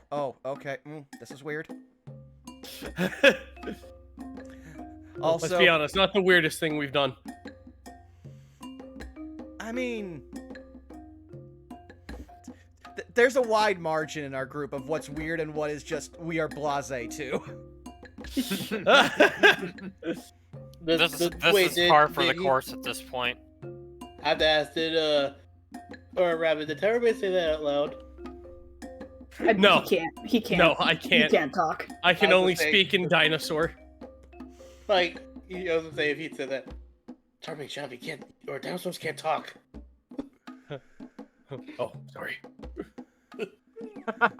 Meanwhile, as soon as Enoch's done helping strap up Tyrant Bane and helping Rue up because he is tall, and I'm not sure how well T-Rexes bend, he is going to do this and start looking to see if anyone is keeping up a detect magic of their own, because that would just mean that their eyes are glowing with divination magic.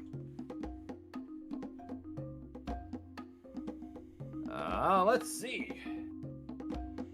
And he can just keep doing this until he sees if someone's doing it, at which point then he just knows who to avoid. As you're making your way forward, yeah, you don't detect anybody casting, you don't detect any magic coming off of, anybody. I Okay, assume that a lot of people don't know how to either do magic or would expect something like that to be a thing at a race. yep, at which point Enoch will just make sure that they get a nice front row seat, which I think is pretty easy considering I think people would avoid him with how he looks and he's walking up with 3 pumpkin children. Mm-hmm. And that'll be within 120 feet of the starting line. Alright. Old chihuahuas. Excuse me, young man, would you like to do a quest for me? Enoch's hand turns into a sword and points at someone while he's holding a thing of popcorn towards Joho. No. No. So, as the majority of you are making your way towards the stands to watch the event, you do make your way past a few betting stalls. As- We got money. We got money, and I have a gambling problem in real life. This is Yeah, you know what? You know what? F it, Elise will put down, what's the minimum? Is there a As you kinda minimum and look it up- maximum, or is it whatever we feel like? There's a, as you're making your way up, there's a betting range. Basically, bets can range from 1 copper to 500 gold. Elise puts Well- down 500 gold. See, that On destroys Tyrant my Bane. plan. I was going to put like 100 platinum on Rue because Dan has a loose concept of money and he believes in his friends. But if there's a cap of 500 gold, I guess I'll put 500 gold on Rue and Tyrant Bane. Oh god. that's okay. 50 platinum though. I have to determine what are. Okay. At which, while you're figuring that out, Enoch's just going to look down to all the kids. All right, children, you see what they're doing with their money? That's exactly what you don't do when you get money. All right. As at this point, as everybody's kind of making their way over, Rue and Tyrant Bane, as you're kind of led over, at this point, the four-legged races have just about finished wrapping up, and you see that there are some of the various other dinosaurs. You see there are 2 young Triceratopses, there's an Ankylosaurus, there's also 2 young T-Rexes that are kind of making their way over, and everybody just kind of stops and looks up. And you see there's another individual making up their way and just kind of double checking with registration information. Can I get the name of... Can I get your name as well as the name of your beast? Rue. And then she just jerks a thumb over at the T-Rex. Tyrant Bane. Oh, Tyrant Bane. A fine name. I'll have to take this information. And at this point, there's another assistant just kind of gets up. They kind of do like a little huddle just as everybody gets lined up. As they're kind of lining up. Thank you to everybody for competing in today's no-holds-barred race.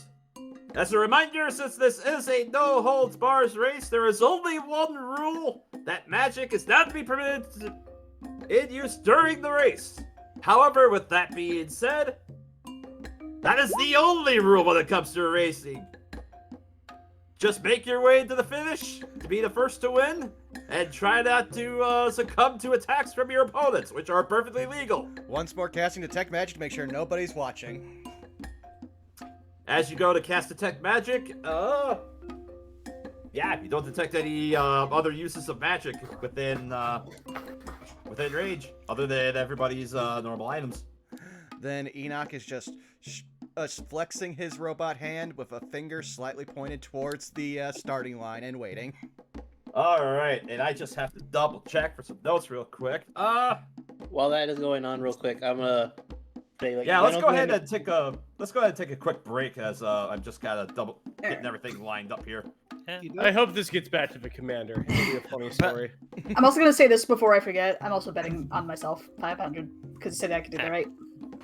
Zeno, I would bet, but I am a dinosaur. By the way, above game, I've already formed a scenario in my head of how this is going to end, but I'm not going to say it because I don't want to jinx us. I'm just picturing a T-Rex with like a little bag of gold that he drops on the table. With his No, tiny little baby hand. I'm picturing a bright orange-red T-Rex with a yellow crown of feathers.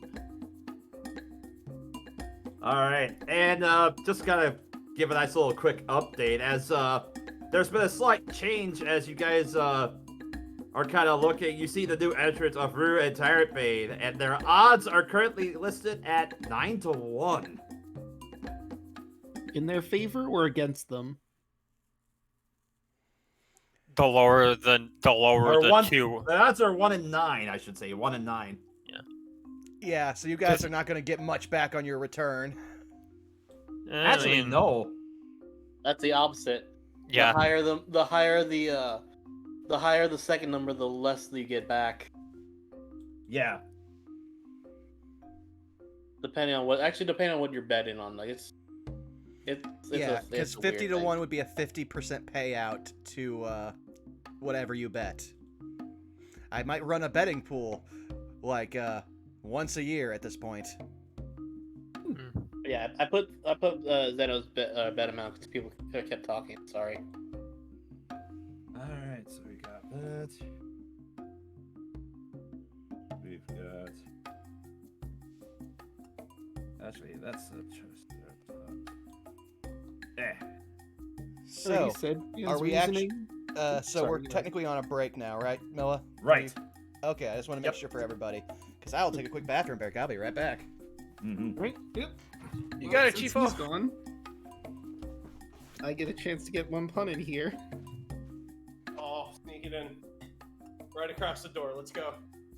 Let's see. Here we go. If Omaha Steaks had a beauty contest, would the winner be Miss Steak? But Haha. nah, you gotta think about it. It's probably a no name. You know what? I'm gonna go with this one because I like this one too. I'm gonna do at least 2. You know, not all math puns are terrible, just some. That's a good one. All right, now I will go get some water, stretch. So I gotta Oh, ask, yeah. are magic items allowed? I would imagine that falls under magic in general, though. At that point, considering how relatively hard it is to get magic items for any normal person.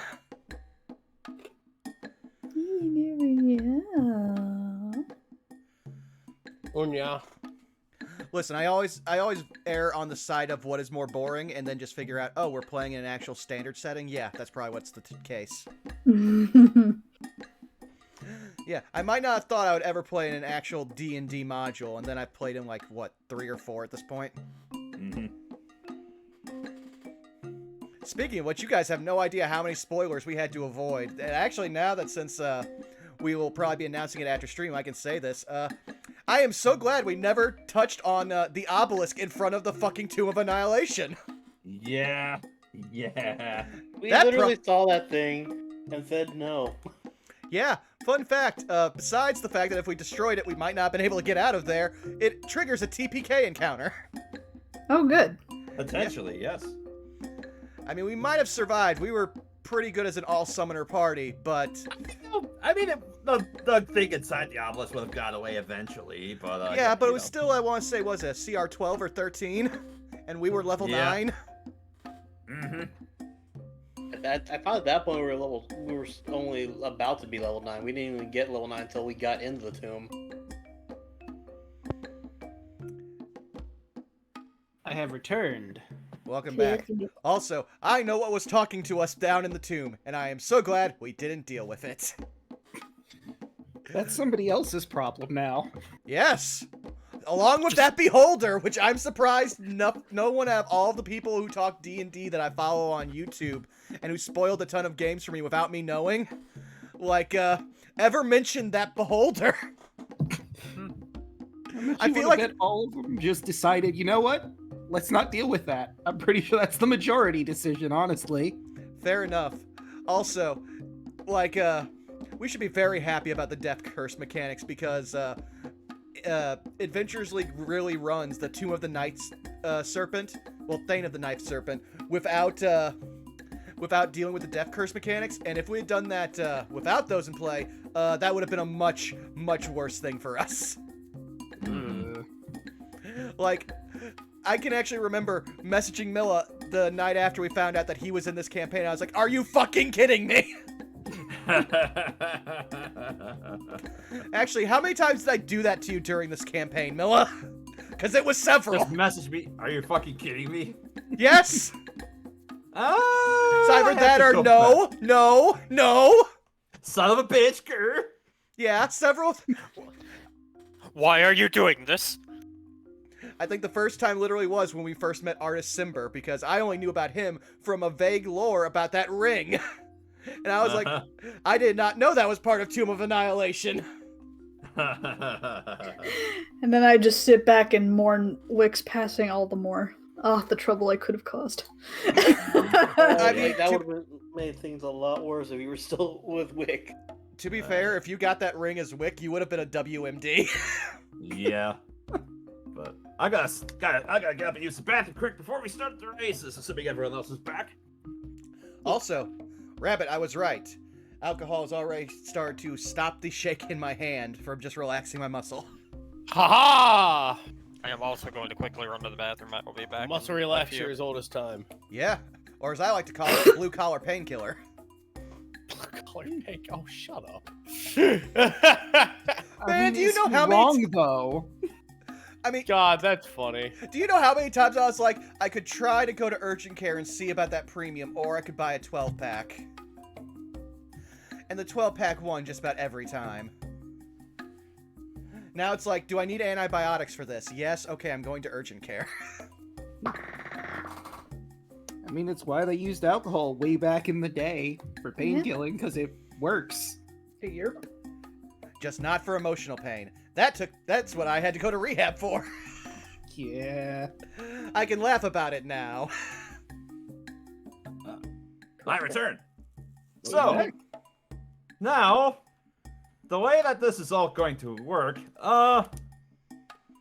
you know, just so that everybody could be involved instead of, not just Rue and Tyrebe for this, there are a few other, racers that I need you guys to, make some, rolls and animal handling checks for me. Let's start off with Dan. Okay. There are a few other dinosaurs that are in the race. We have Big Honker, a young T-Rex. We have Ooptow's favorite, which is Triceratops. We have Bone Cruncher, which is an Allosaurus. We have Nasty Boy, who is another Allosaurus. Scarback, another T-Rex. And Jungle Princess is a Deinonychus. Which one would you like to roll for? I'm gonna go with Bone Cruncher. Bone Cruncher for Dan. All right. Zeno, which of those ones do you want to do next? The Prince.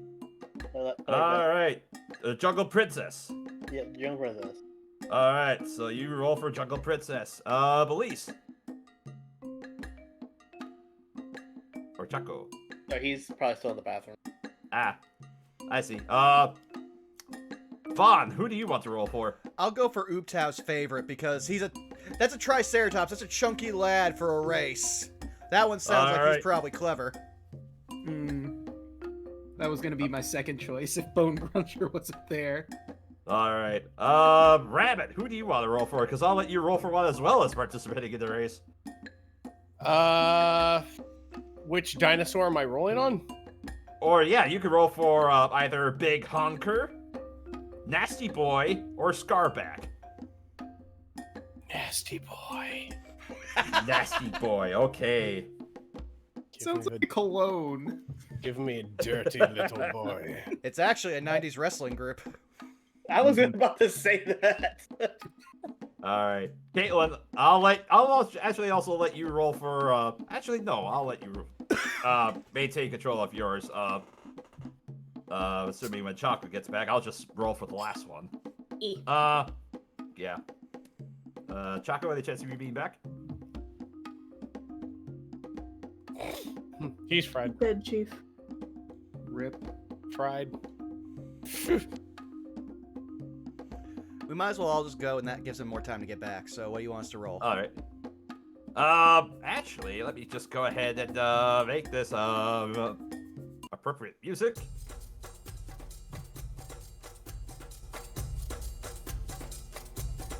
All right, so the way that this is going to work is that each of the dinosaurs presented have various running speeds. For each round that we're going to do this, it's kind of an abstract placement, but basically it's going to be about a roughly 300-foot track that they're going to be running on that's kind of weaving around. Mm-hmm. The way that this is going to work, I'm going to have you guys make animal handling checks for the riders of the dinosaurs that are going to be present. For the sake of this, I'm going to have you roll for animal handling checks to pilot Tyrant Bane in order to pilot him around through the various obstacles. Now, do I get advantage because he is smart? I'll argue, if you want to push him past his normal limits for riding as well, you do get an animal handling check, but Tyrant Bane has to roll a Constitution check to make sure that he's not overexerting himself. I'll do it all the time. Like you won't. You can't break this cow. All right. All right, so let's go into the first round here. Vaughn, roll for Utah's favorite, animal handling check. Well, before I do that, are you saying they are hitting the starting whistle?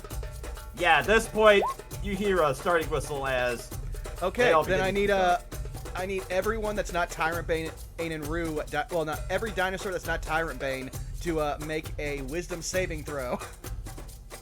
Oh, you cheeky freaky. I told you I was gonna do this like 3 times! Yeah. I missed it, I'm sorry. There's the one. And what are you casting again?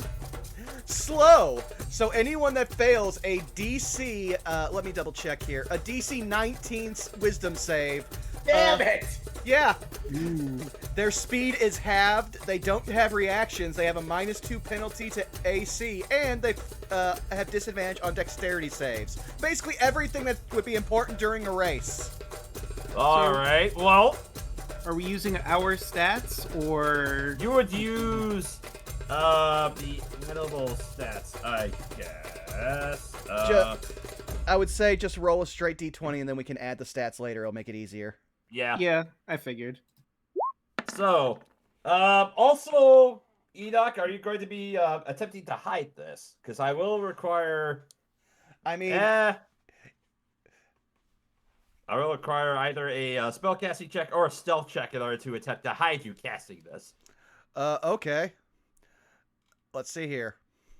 Because there will be consequences to this if you were to fail. And people knows. That's an 18. 18.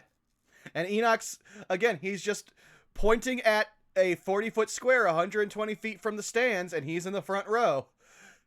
At most people would see it, it's a small shimmering of nanites that just kind of flutter, but not much. Remember, Enoch's magic isn't very like spectacular until he makes something. All right, so that's gonna be. Let me see here. Did you guys click on it? God, now I gotta pull up all these stats for these dinosaurs. Let's see what this stuff saves. The number to beat's 19. I got a 10 plus whatever they got, but I imagine dinosaurs not the wisest creatures. Yeah, let's see. They should have the stats list. For a T-Rex, at least, it's a +1. Well, But that's all I've got up. well, you guys are exempt because I can just choose. It literally says up to 6 creatures. Oh, that I know, but I'm saying I know there's T-Rexes in that lineup for the others. Alright. Yeah, it's really useful for you guys that I got that rod last session because that boosted my spell save DC by 2. I technically had the highest in the party. Cheeky breaky. Alright, wisdom. Yeah, that's gonna fail for. That's gonna fail for Bone Crutcher. I'll just note that there. They have a +1 for wisdom. Let's see. Everyone else roll wisdom saves for their animals. I did for Princess. For Jungle Princess, which was a 16. 16 plus. Oh, I'm real sorry, Ooptow's favorite. Not today. I rolled a 10 for Bone Crusher. Didacus also has a +1, so that fails. So that's a +1, that fails.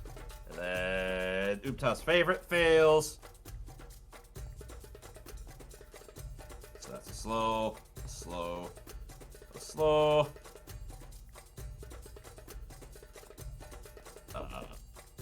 Rabbit, go ahead and roll for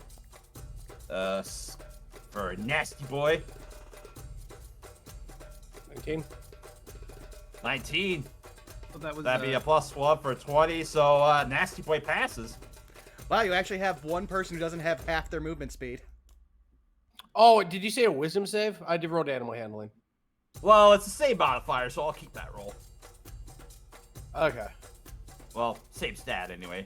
So that's a +1, that'll make that a soft 20. Chaco, also, if you're back. I am back. Alright, so take your pick. Do you want to roll for either Big Hunker or Scarback? The 2 young T-Rexes that are in there.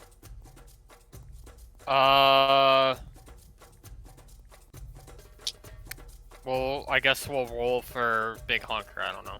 Alright, so you're gonna roll for that. So roll a wisdom save. That'd be a +1. That'd be a d20 plus a +1.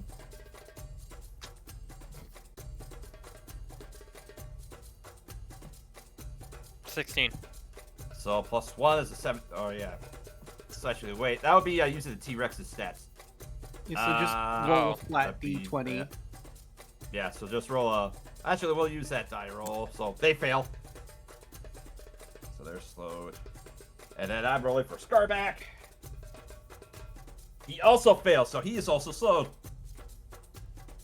Yeah. Alright, so. We knew. Alright, so first round, everybody go ahead and give me animal handling checks. And you can also argue if you want to roll with advantage. The dinosaurs will also have to make their con checks. Natural Yeah, 20. Natural 20 with the advantage on yours. I don't Alright. mind being the low, or I don't mind seeing any other number other than a 20 because we have money saying that we need Caitlyn to win. 13. Alright, so Tyrant Bane pulls into the lead with a blistering 100. As Tyrant Bane, roll a d20 plus 3 for the con check in your T-Rex form. I rolled d20 plus 3. Okay.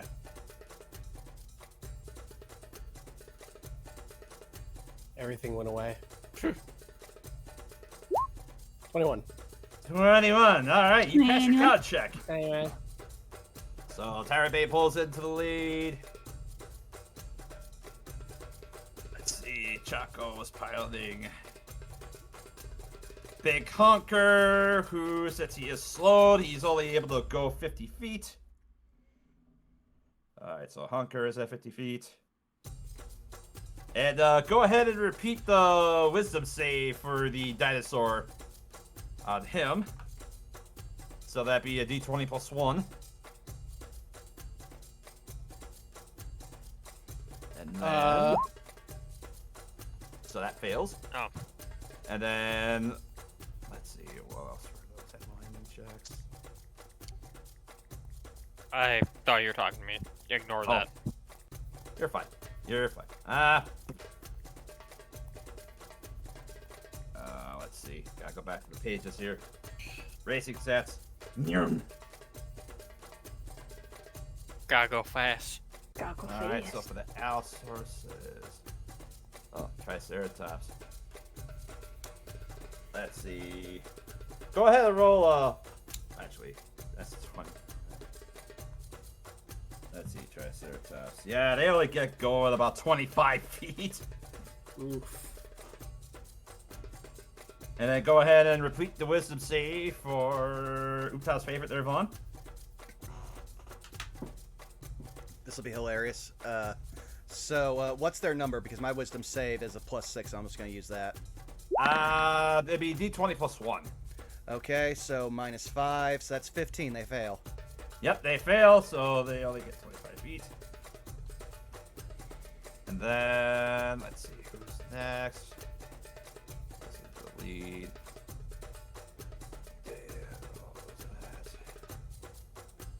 I'm waiting for one of the dinosaurs to initial de-drift around the track. I mean, there is one that passed. So road crusher is 50 feet. Yes. And then, let's see. I rolled for Scarback.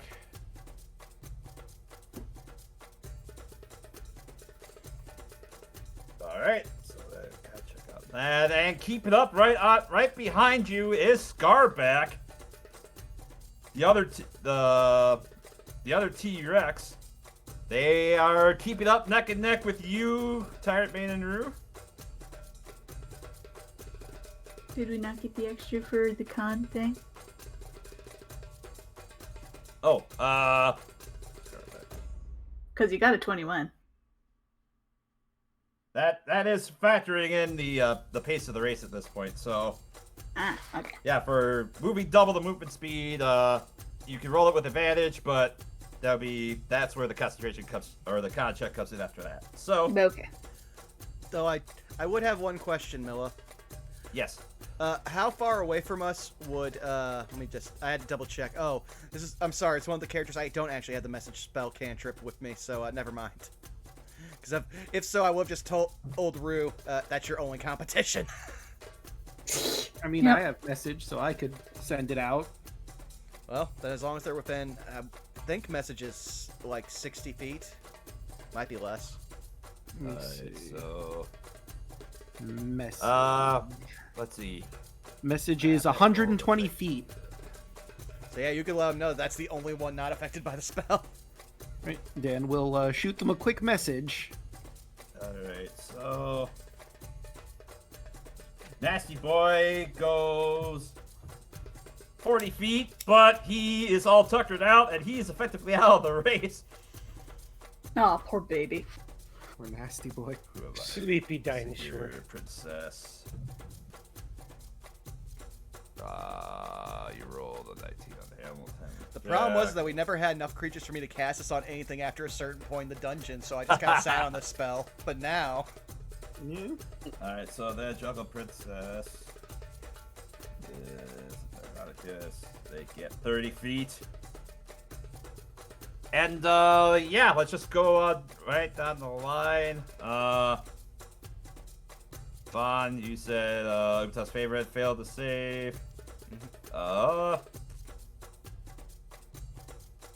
Dan, roll a wisdom save for Bone Cruncher. All right, and that's +1, right? Yep, D20 plus 1. So that's a 19. Oh, So they passed. So they are no longer slowed. All right. But they are firmly behind. Yep. Next with Scarback, he was fine. Zeno, roll a wisdom save for Jungle Princess. D20 plus 1.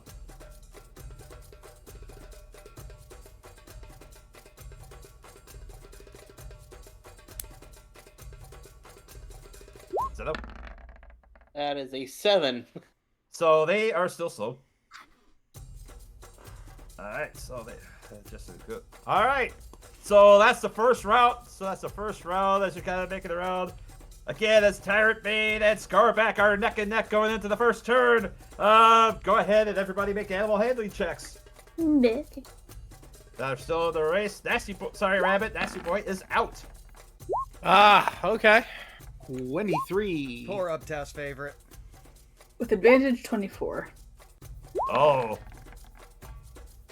6 or 23, depending on advantage. Alright. So I'm also rolling for Scarback. He's fine. Let's see. The best part for mine is that I have no animal handling, so my rolls are just the exact same as if you just rolled 2 d20s. Oh, true. So Tyrant Mine's even Bane, worse. Tyrant Bane, roll a con check as Ruder is spurring you on. D20 plus 3. Dinosaur inspiration. Dino inspiration. Okay. 11. 11. You managed to pass. It kind of feels a little hard as the two of you are going into the turn. Wow. You just see the rider who's a rather hefty looking halfling is as he attempts to swerve Scarback into you, Tyrant Bane. He attempts to snap at you, but he misses. Ooh. Oh, is he approaching us, is he? Well, he's keeping pace with you. Am I able to take a schmeck at him? Yeah, Tyrant Bane, if you want to attack him, go ahead. That'll be a d20 plus 6 to hit. 11. 11. The magic number. That will miss. As you try to snap back at the T-Rex going for the neck, but Scarback just reels it back as the race continues on forward. No, I'm asking if I can smack him, though. With the quarterstaff. Not the rider. Oh. Do it. Kayla's asking if she can quote famed childhood cartoon mascot Diggum the Frog.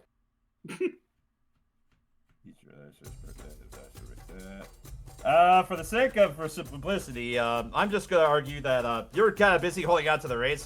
There's not really good opportunity to make any attacks. Just kind of keep things simple and going. But yeah, as the dinosaurs are moving, they can easily do that. So, Tyrant Bane and Scarback are neck and neck. Neck and neck. As everybody else is beginning to fall back. Coming in third place is Bone Cruncher, followed by the rest of the pack. They're so far behind. Probably out of the race at this point. Going into the final home stretch. Go ahead, Rue, make your animal handling check.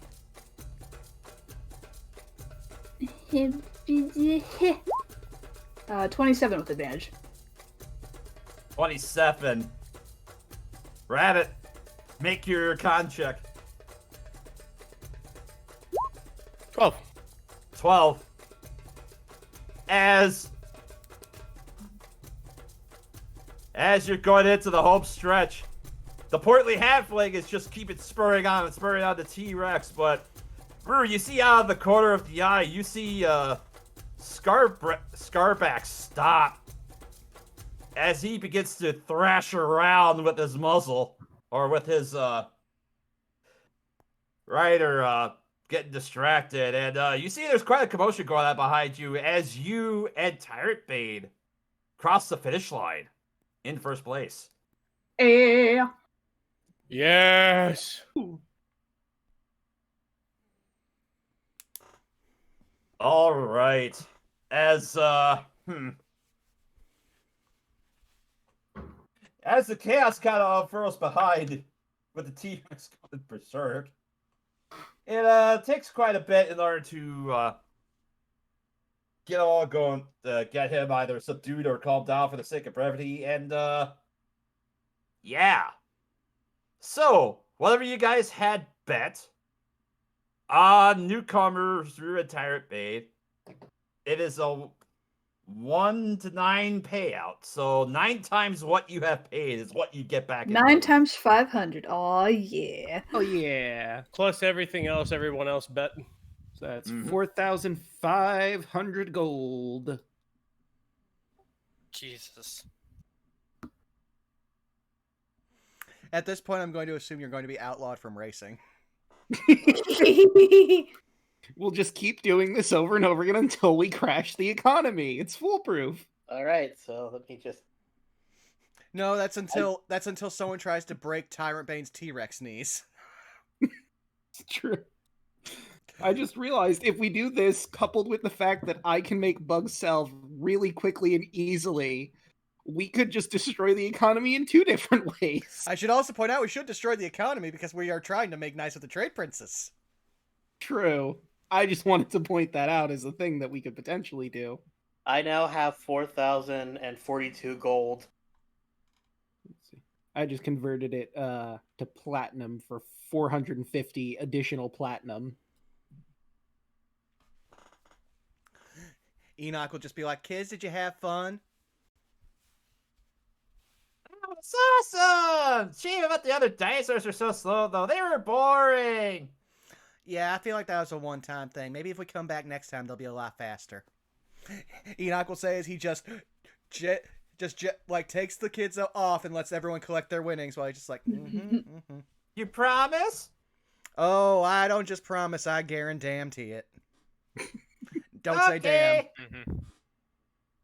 Okay. All right. I now have a grand total of 5,579 gold. Like I said, converting that to platinum, I have 907 platinum. You know, that's a smart idea, so I'm going to have 400 platinum. Guys, we're rich. We were already rich. Yeah, but now we're richer. The rich get richer, apparently. Yes. At which point, while Rue's getting their money, Enoch will just turn back to him. So, enjoying being part of the 1%?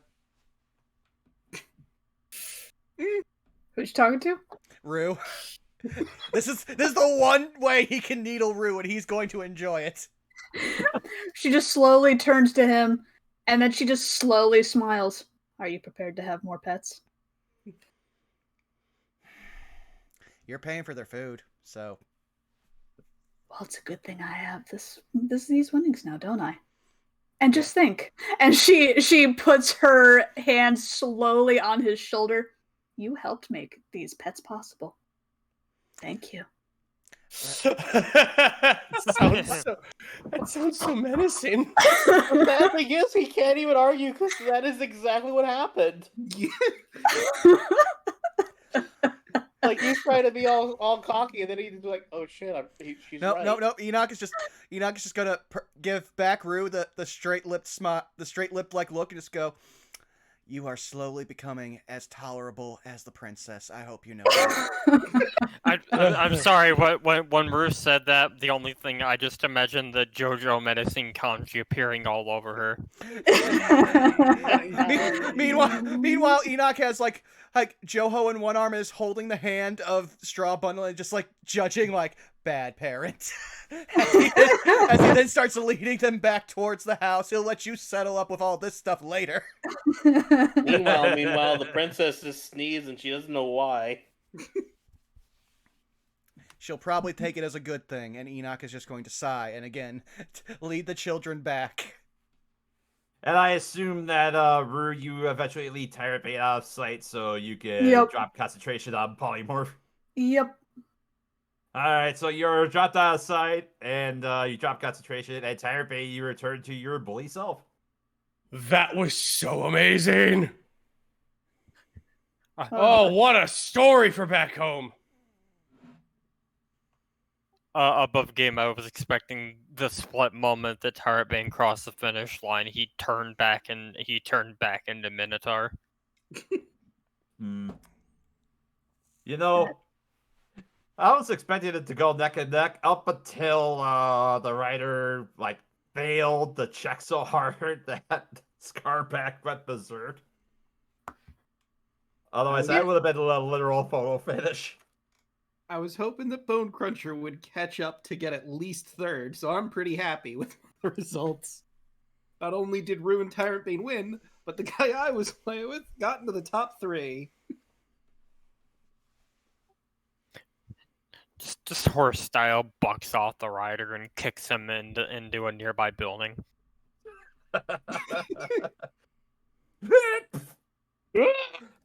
It's like that one random encounter in Red Dead 2.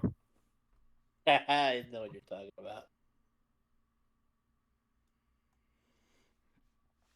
All right, Melissa, what happens after all of the race? So after all of the race, Dan, later in the evening, or after the race, you eventually get a message back from Wakanga via sending. Where's my counter? Is it on the floor? No, it's not. Where the fuck did it go? Anyway.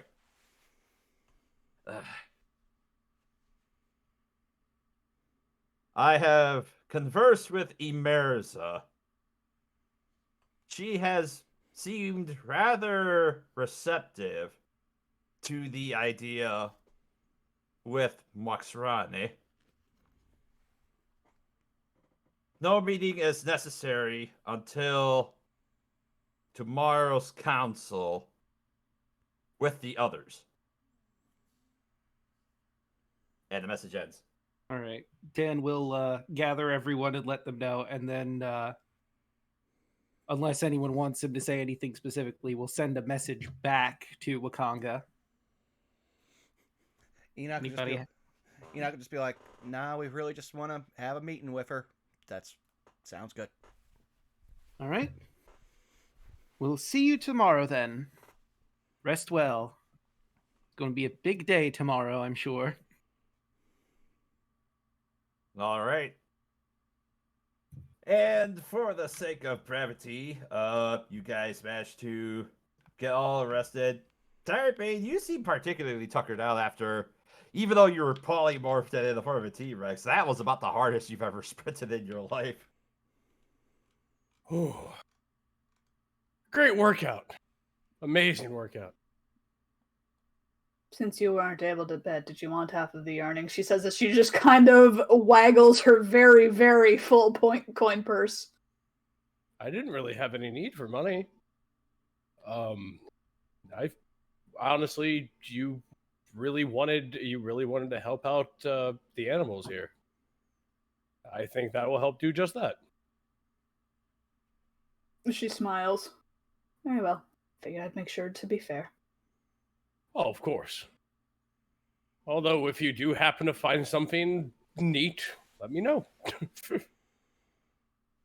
All animals are Can I all just animals want are something neat. She cool. says as she literally pets the flying monkey on her shoulder. I just like to imagine as they're going, oh god damn it. I just like to imagine as the race was going, they were just flying right behind you because they had nowhere else to go. And they were kind of spooked at the fact when Scarback went to bite at. I mean, Enoch would have offered to take care of the animals. He doesn't have a heart of stone, just metal. Let's do a retroactive animal handling check to see how they handle this. Oh boy. That's a 14. You know what? For the sake of brevity, yeah, you They actually warm up to you, which is ironic considering how cold your metal is. But I mean, the one's flying a bird, monkey- and I was about to say, one's a bird, and he's mostly a statue at this point. yeah. You may need Dan or Zeno to prestidigitate you every so often while the bird. I mean, this race took less than 10 minutes. I'm gonna hope the bird didn't shit on me in that time. You look. It appears though he did that.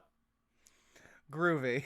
Meanwhile, I'll say for the wrap up before we go meet Imerza, Enoch would have spent before bed teaching all the kids about Shanti while he also learns about Shanti from the book. Because he made a promise to a damn deity. He's gonna make sure these kids know. All right.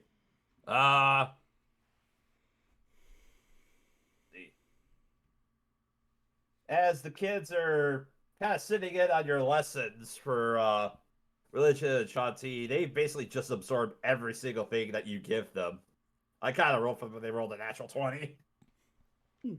I mean, to be So, fair, they have their lives back thanks to this goddess. I'm pretty sure they're pretty open to it. Yeah. Yeah.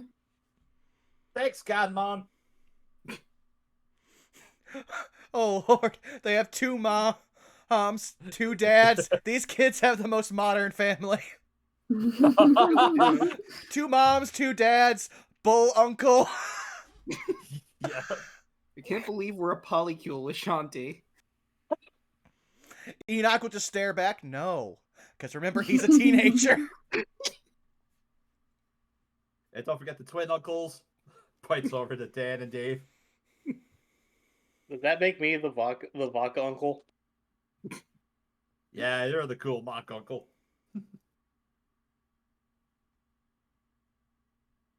Alright, so for the sake of brevity, and just to elaborate, Dan, Wakaga said that no meeting was necessary to discuss with Imerza. And they're just gonna cut right to the chase with the meeting of the trade princes tomorrow. So are we needed at that meeting, or is it just them discussing? Yes. Okay, that's what I thought. I just wanted to be sure on that. I would assume like we need to tell what we found and why they should listen to what's going on. Meanwhile, Enoch's just going to have two things in his back pocket. One of, if anyone gets out of line, he will just say, I know of at least one trade prince here who had tried to cut out the entire assassination guild, and then just let everyone sweat. And then the other part in the back of his head is, please don't let this one be a teenager. That is now a loaded gun for any social interaction with Enoch. Man, imagine if a love triangle appeared at the meeting. That would suck. Just like my anime. Enoch just be like, can I cast Eldritch Blast on myself? I could cast Fireball on you. I could On cast you Fog Cloud and on so we could me get outta and on here. everybody else in the room. No, we just put him in the middle of the field. It'd be great. Alright, so for the sake of brevity, you guys are led to the massive and expansive Golden Hall that basically acts as the seat of government within NYANZARU. And as you're led into a back lobby, eventually you guys are, brought in, and waiting inside are Kawasha. Actually, not Kawasha, no. Waxrade, Na, and Ka. As well as Talad, who, oddly enough, decided to hang out with Waxrade for a little bit and opted to stay with them. I mean, we told him he had to be their bodyguard, so yeah. Yep, I remember now. As an awkward silence kind of lulls over the room as you're approaching, Rane just gets up and kind of makes her way over towards you, Enoch. Yep. Nope. As soon as he saw Wish her in you the room, ca- he knew this was happening. Wish you held slow now, huh, buddy?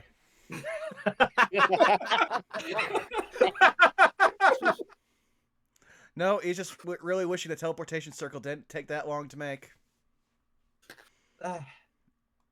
There you are, my champion, as walks around and makes her way over towards you, Enoch. And she says this clearly out loud. Oh, like she has any other setting. Yep, he'll just be like, yep, nope, we're hopefully here to start getting you to your rightful place, he's just gonna say.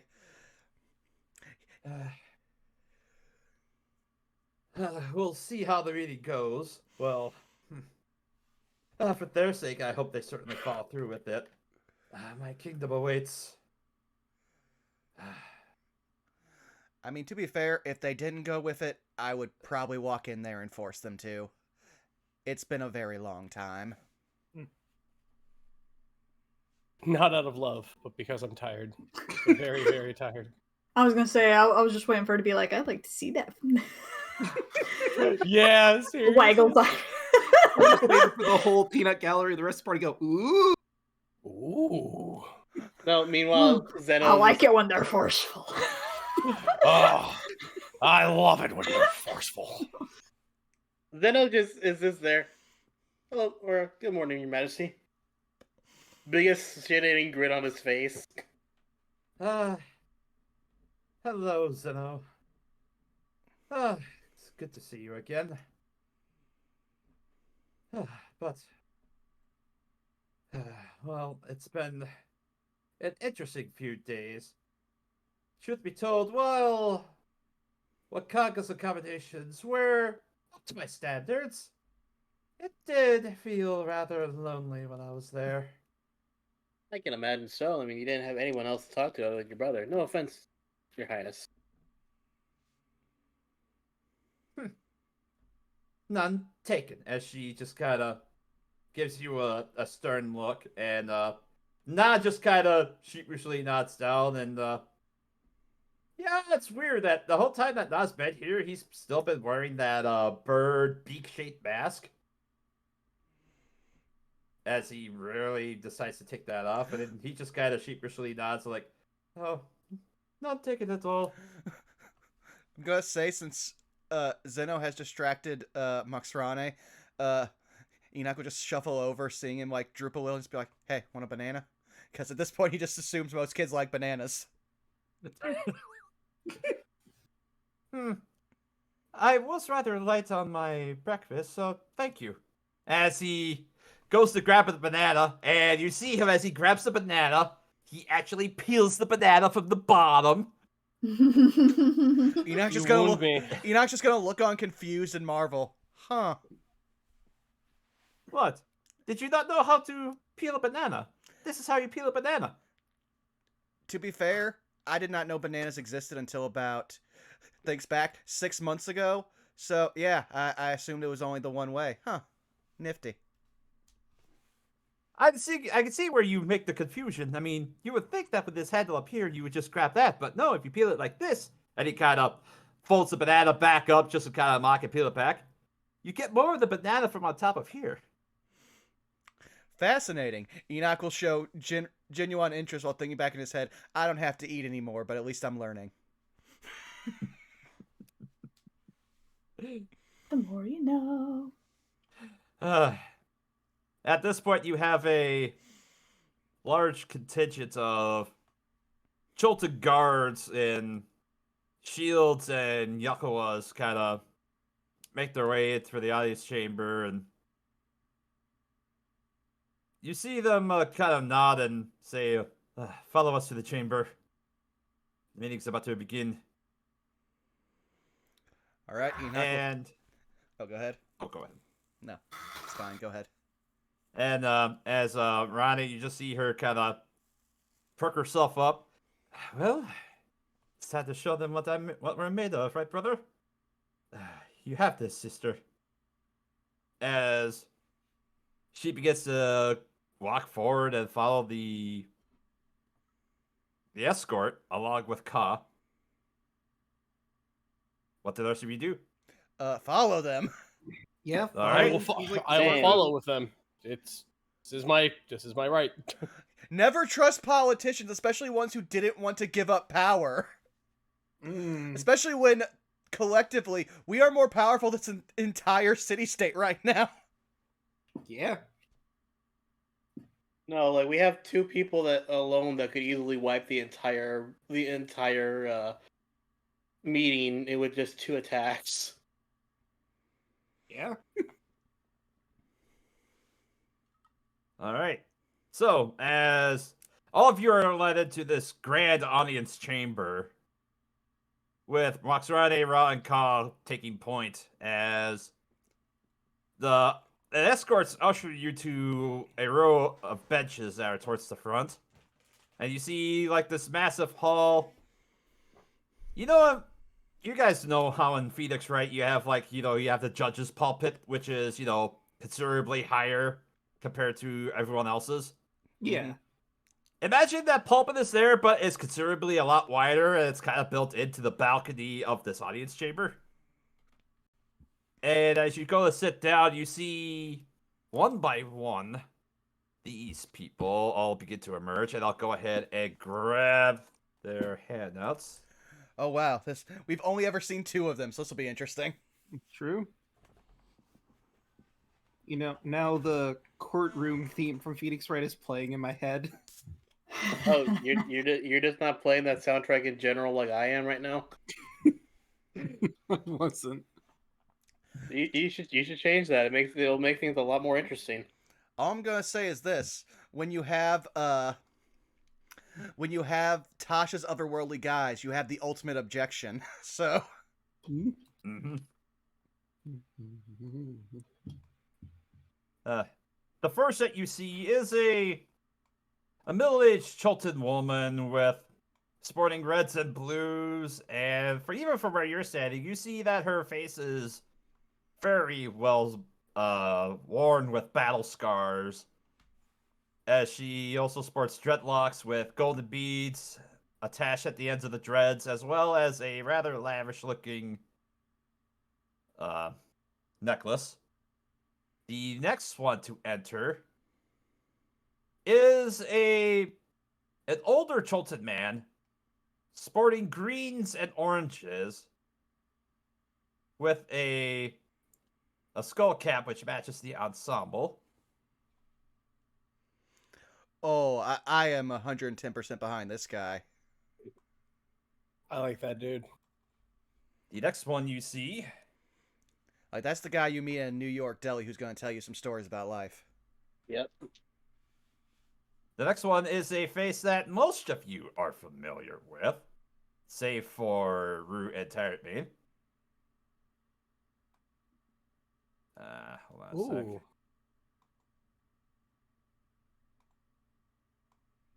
As you see a Chultan woman dressed in black with a tiara of gold with web-patterned lattice traced with gold spheres on it, as she is dressed completely in black. And her hair is splayed out in a massive afro. The next one to enter is the handout says Jessamine, but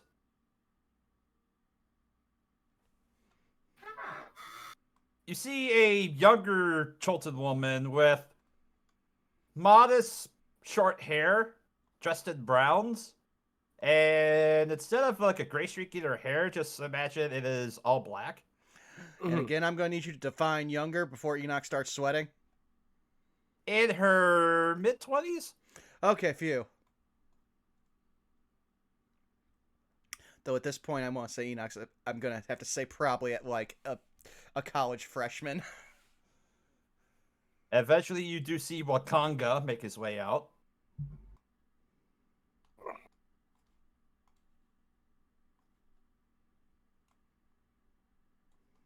Let's see.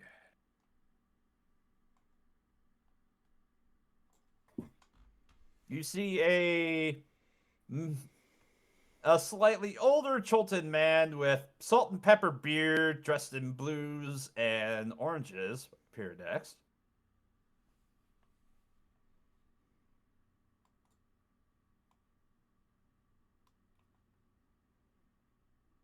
And correct me if I'm wrong, but that makes 7 trade princes?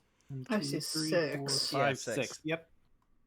Okay, let me just hop on stream real quick. Yeah, it's very easy for me because I'm just lining them up on the screen for everyone. Samesies. Honestly, yeah. Ifan.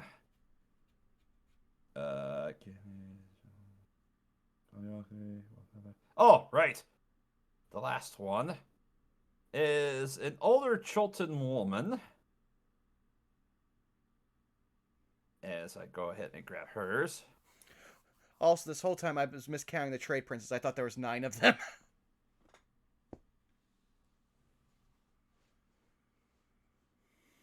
Who appears to be similar in age, roughly to Wakanga.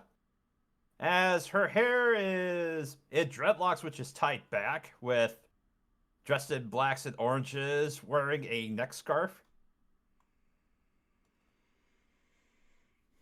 And as before you, all of the trade princes have assembled. They begin to take their seats along the pulpit.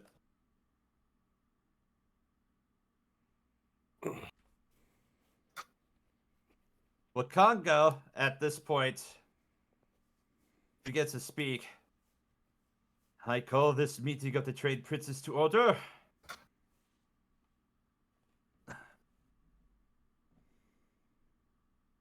I am here to recognize our guest of honor at this meeting, Her Highness Princess Boxrane.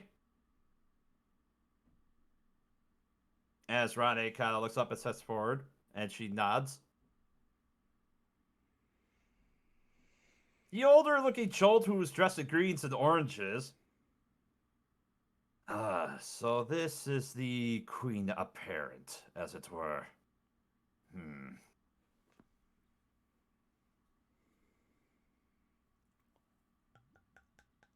Admittedly, nothing remarkable about her. Ifan, if you would be so polite. Wakanga chimes in. My apologies, Wakanga. The fact that I had to take time out of my busy day. The beasts were in an uproar, apparently, with what happened with the race yesterday. I'm still worked up about that. If we could get to the task at hand, the older woman chimes in. Of course, Janthy. As if we have better things to do. As the man who we can point out as Jabal kind of chimes in with that as well. So, the matter of this meeting is to discuss with Her Highness her apparent claims to Omu, if I'm understanding correctly. Yes, and not just to Omu, but for Chult as a whole. As immediately Koyote, Jabal, and Ifan immediately just begin to stifle a laugh. Jati chimes in. May the princes at least show a little bit of decorum for our guests in regard to serious matters. I don't see what the point is even of this, Janthy. We trade princes have been in charge of Port NYANZARU, the only legitimate point of civilization on this continent. And you're so more welcome and eager for this upstart to usurp our power? Is that what you really want? That is not what I am implying at all, Jabal. What I am suggesting is we hear her out and hear her present her case. That is correct, Wakanga chimes in. Her Highness has an interesting proposal, to say the least. Thank you, trade princes. As many of you are aware, I am the queen apparent of Omu and Chult by proxy.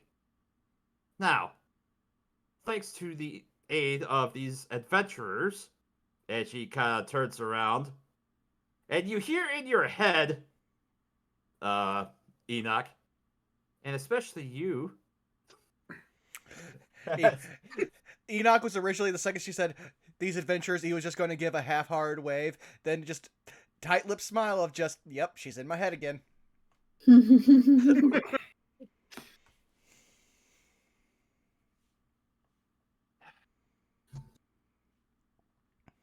All they wish in return is to see Omu restored to its rightful place. But in order to do that, there is a greater threat that besets the jungles of Chult. If you're referring to the undead, as Chatty chimes in, we are quite aware that that is an ever-present danger growing inside.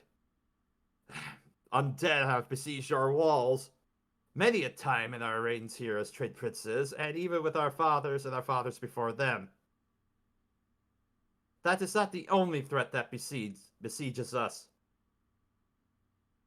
If you would just give me a moment, and you see Ronnie turns around, and who should go pick out? Dan, you actually see her point out towards you. Oh, how can I assist? As you just hear in your mind with Ronnie's voice, just explain to them the threat of the Yuan Ti. Okay. Oh boy, Dan. I'm sorry. Public speaking. I'm sorry. Who is this? Who do we recognize as Ifan Taroa chimes in with that. Oh, you lot. As Coyote kind of mentions up, I'm sorry, you know her? As Jabal kind of chimes in, oh, yes, we had a chance encounter at one point, but I'll admit that was quite some time ago. As you see kind of a weird wry smile just kind of creep across her lips. Yeah, pleasure to make your acquaintance again. Your Majesties. Sorry. Public speaking not my strong suit. Omu is currently being inhabited by a large group of Yuan Ti, serpentine people who worship Dendar the Night Serpent. Their primary goal is to bring their god into this world and kill everyone in the process. They are the one thing keeping Omu from going back to what it once was in the rebuilding that needs to take place there. They are, unless I'm mistaken, they are currently being led by the leader of their cult. Let me find her in here again so I get the proper name. I think it's also in handouts if you need to just check. I found it. Fenthaza. There's been a recent shift in their leadership, and she has currently taken the lead. The Sunblades of Napaka are attempting to rout them, but we may need some assistance, as I'm sure Her Majesty will explain. They will sorry. not. As Jabal kind of chimes in, I'm sorry. These Sunblades. Who are they exactly? I thumped my fist against my chest. I'm part of that order. We're the Sunblades of Napaka, born of an ancient order. Jabal kind of waves towards you and actually motions you forward, Tyrant Bane. I go ahead and step forward, just hand on my chest. Sunblades of the Pocket, you say? Yes. An order of minotaurs in the jungle. Yes. How many of them? How many of you are there? By Commander Valenthria's count, 200 of us. Barely enough for a small militia, as Ifan Taroa chimes in. But not something you should take lightly, Zeno chimes in. And who are you? As Ifan kind of stares at you down, Zeno. With all due respect, Your Majesty, someone who has watched multiple of his brethren, as well as the gentleman standing before you, fight, and know that you would, if you were so foolish to go against them, you would lose more troops than they would.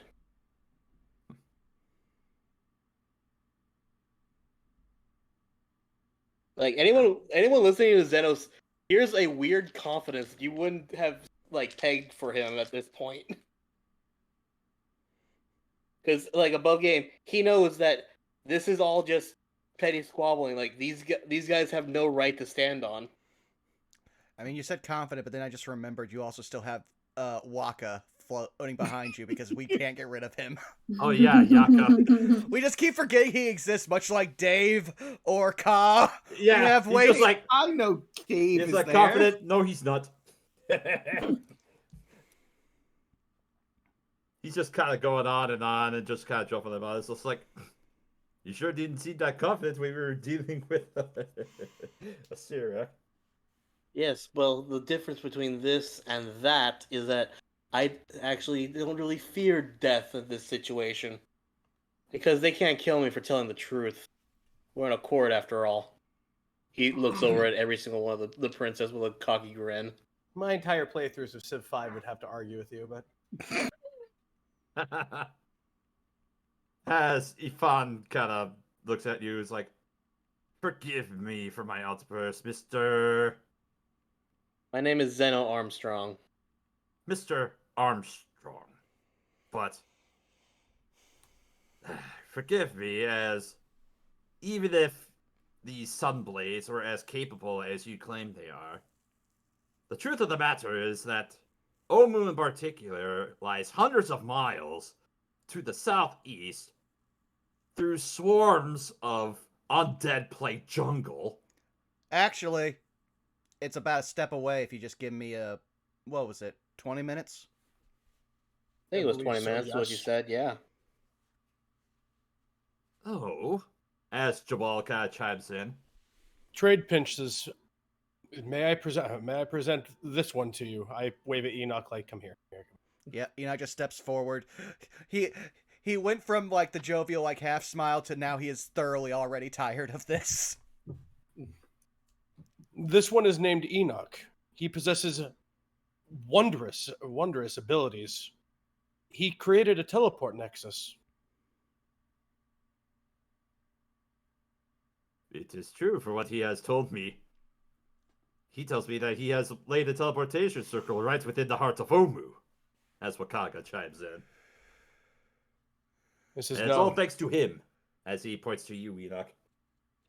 Our people have... Oh, go ahead. Our people have fought and labored for centuries without counting to end what we call the Black Day, the rising of Sirak and the undead curse. We, all of us, have put an end to that. We can set in motion Omu's restoration and its ascension back into the normal way of things. My people have always sworn that we would uphold the tenets of Omu. I have seen dark things about our history, but I've also seen hope. And I've also seen the rebuilding of a new era. At this point, just to kind of cycle back through here, Zeno, I want you to make a charisma check for me. And then once you resolve that, Tyrant Mate, I'll ask for one from you as well. Actually, I'll argue a persuasion check for you. Oh, I'm good at that. 14 or 23, depending on which one you want to take. We'll go with the first roll, which is a 14. Persuasion. Let's see what I got. I got an 11. It's a new day, new inspiration. Oh, I could, yeah. You know what? Fuck it, I'm going to. 19. Well, inspiration is one per session, but Well, I haven't used mine at all, so that 17 is what we're going with now. 17. Okay. Bada bing. Ifantaro, as you made your comments, his demeanor definitely relaxes as soon as you begin to chime in, and Jabal and Akane Alpha in particular just kind of lean in as you're kind of discussing that. And Tyrant Bane, as you begin to make your case about the trials and everything you're trying to plead in your case, Jabal, Coyote, and Ifantaro, they don't seem as changed with your persuasion. Imerza, on the other hand, kind of goes to put her hand on her chin as she's kind of nodding. My people do not want conquest. My people do not want anything less than the restoration of Omu. That's why we have fought to protect the ruins. Skirmishes with Eonti. Going into the Tomb of Annihilation. Commander Valimthria, who sadly could not be here for reasons to protect the tribe and also to muster our forces against the Eonti, had chosen me to aid these adventurers, my allies, to enter the Tomb of Annihilation. There we engaged a Sirak. And we have eliminated it. Omu stands ready. There's just one final push with Eonti. I had previously tried to make peace, but it seems that during my foray into the tomb, those negotiations have broken down. Enoch would raise a hand at that point. Wakanga will look and he'll acknowledge you, Enoch. Yes, Enoch.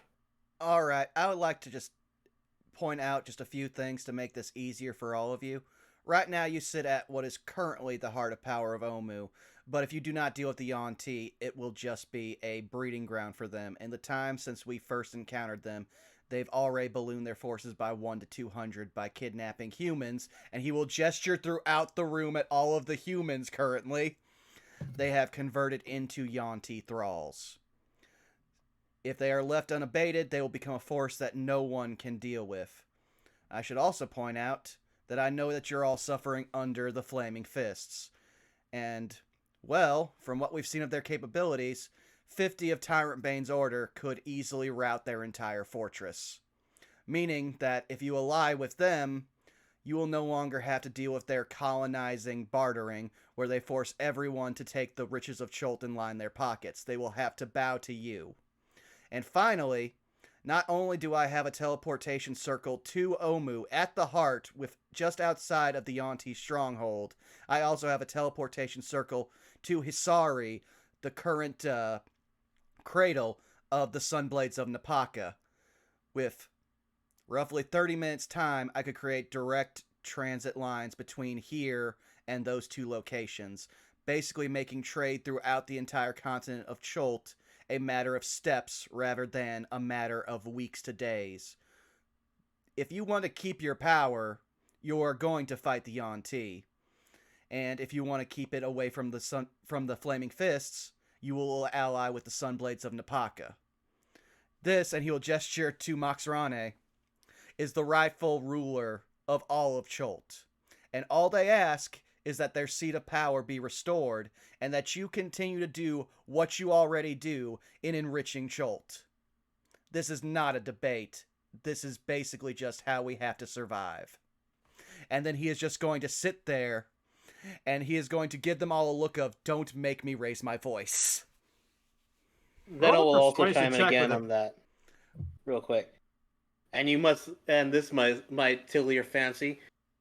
You helped out the you help out the Sunblades with the UNT. You get more land to control, and I think everyone in this room would be okay with that.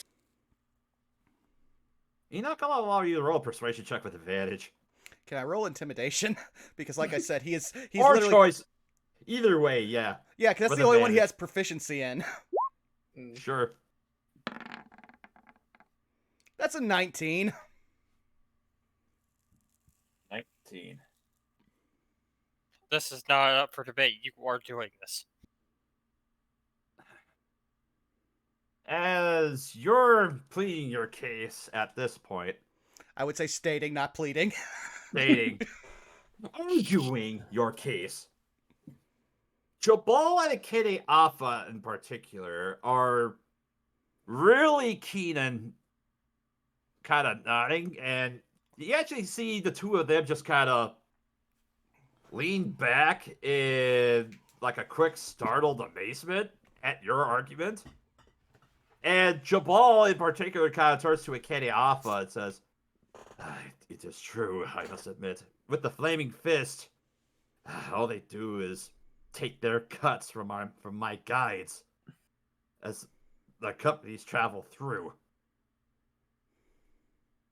And they think that they have the rights just because they're the largest force here. Neverwinter never ceases to amaze me with how much they think that they could get away with. Or Baldur's Gate can never ceases to amaze me with how much they think they could get away with.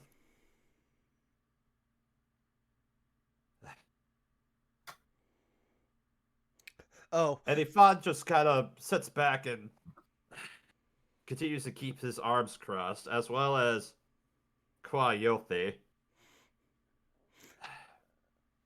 But even if we could, with that, there must be the matter of, trying to maintain our forces, even with their aid. How many forces do you think we can muster, even if we were to assist? Akede Alpha just looks and says, I will make sure I have enough armaments if that's the case. Jati chimes in, and I will make sure they are properly armored. Are these And fists still in Wakanga- trouble now?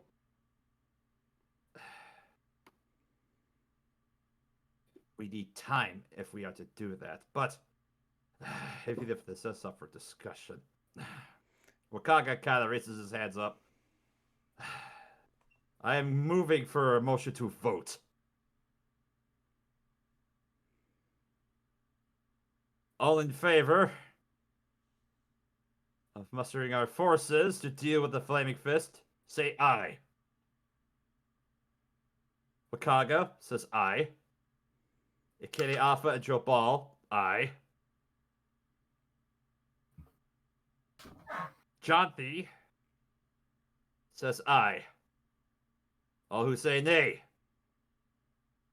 The other three say nay. The ayes have it. In the matter of mustering forces to possibly deal with the UNT threat, say aye. Wakanga, Akede Alpha, Jobal, Jonthi, and Imerza, I'll say aye. All who say nay, Ifataroa, Kwayothi, say nay. The ayes have it.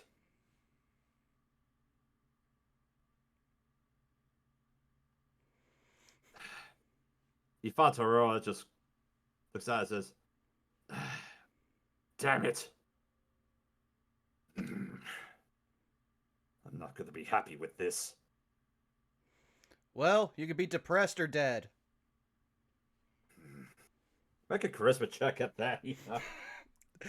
Enoch is so tired of people shit right now. That's a 19. Good job. Damn. 19.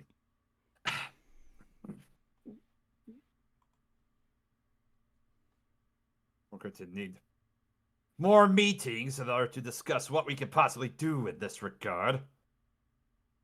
As Ifan Tarua just kind of leans back in his chair at this point and crosses his arms. Yes, you could do meetings. And all the while you want to, you'll get stronger in their numbers, and then it'll be even worse for you. Or you can actually just nut up in this act. We can hold them back, but time is a factor. With all due respect, a lot has to be done in order to muster anything that would be even close to that. But if what you're saying is true, if there are thousands of them, maybe even tens of thousands, who knows how many they have? Roughly many will about we 200 to have to- 300. At least last you saw. Yeah, We and they're can still growing. We can only assume that those numbers have increased, yes. Though in the spirit of goodwill, Wakanga, and now I'm going to minimize a few of these, or at least try to see here if I can show on the map. Oh, I just gotta start getting rid of these. Oh well, they've been up on the stream long enough. Enoch will pull out the map and just say, in the spirit of expediting some of this issue and enforcing the port of NYANZARU, I will go out to here and create a joining teleportation circle to Hisari, so that way the Sunblades of Napaka can begin reinforcing the city as we proceed forward. That leads me to my final point of order. As Wakaga calls it, another vote. All in favor of lending forces to aid the Sunblades in this regard, say aye. The 5, excluding Coyote and Ifataroa, say aye. All in favor say nay. And oddly enough, Ifan is the only one who says nay. Coyote, Crotchety old man. Coyote abstains. Yeah, I know. She's like, shit. I might have poked a hornet's nest with these guys. I'm just gonna fall back and save face. I'm a Elise is eyeing Ifan very, like, not like aggressively, but very sternly. Of like, at this point, you know that you're outnumbered. Why are you still? She's giving them look of like, you know you're outnumbered, but why are you still voting no? It's the principle of the matter. As Ifan just kind of gives you that defeated look. I believe for the current meeting, that is all we have to discuss. Our meeting is adjourned. We will be in discussions with other steps going forward. And Wakanga kind of looks over and gives each of you kind of a sly smile and a nod. Very well. The meeting is adjourned as Akane Alpha begins to pick up and everybody begins to file out of the room. Can I insight that smile and nod? Sure, roll insight. It's probably nothing, but That's probably a smile of, oh, you beautiful guys, you just saved us like 2 hours of debate for this shit. you know what? Fuck it. I haven't used my inspiration at all yet this session. We're almost done. I'm using it. I'm gonna go for it as well. Why not? Ah, 6. 9. Womp womp. 9. I mean, you said no malicious intent behind the smile. I'll give you that much. Yeah. So I assume we're just led back through the antechamber while they go to another room to just do rabble, rabble, rabble, rabble. Yep. Okay, the second we get back in there, Enoch's just going to collapse to his knees like, fuck! Elise would, at this point, just kind of say out loud, This is why I hate dealing with civilized governments. At least the elven villages that I'm familiar with actually understand urgency. At least any other type of small village understands when there's an actual threat versus their petty bullshit. It is their way. I mean, I stated my case. to be fair, it is going to take a while to get stuff mobilized, I suppose. How do you talk in front of Like I said, Enoch's having a panic attack on his knees right now. He just basically told a whole bunch of, like, the equivalent of royalty to fuck off. Meanwhile, Zeno's actually But he looks relaxed. He looks like he's mad. Like he was mad about what he just had to say, but he's like, you know what? Fuck it, I did good. Dan just had to give a progress report, and he's just as exhausted as Enoch is, and he did not even a quarter of the work.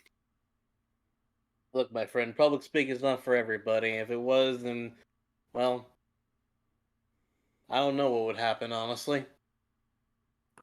most I can do is be honest and state what's going on.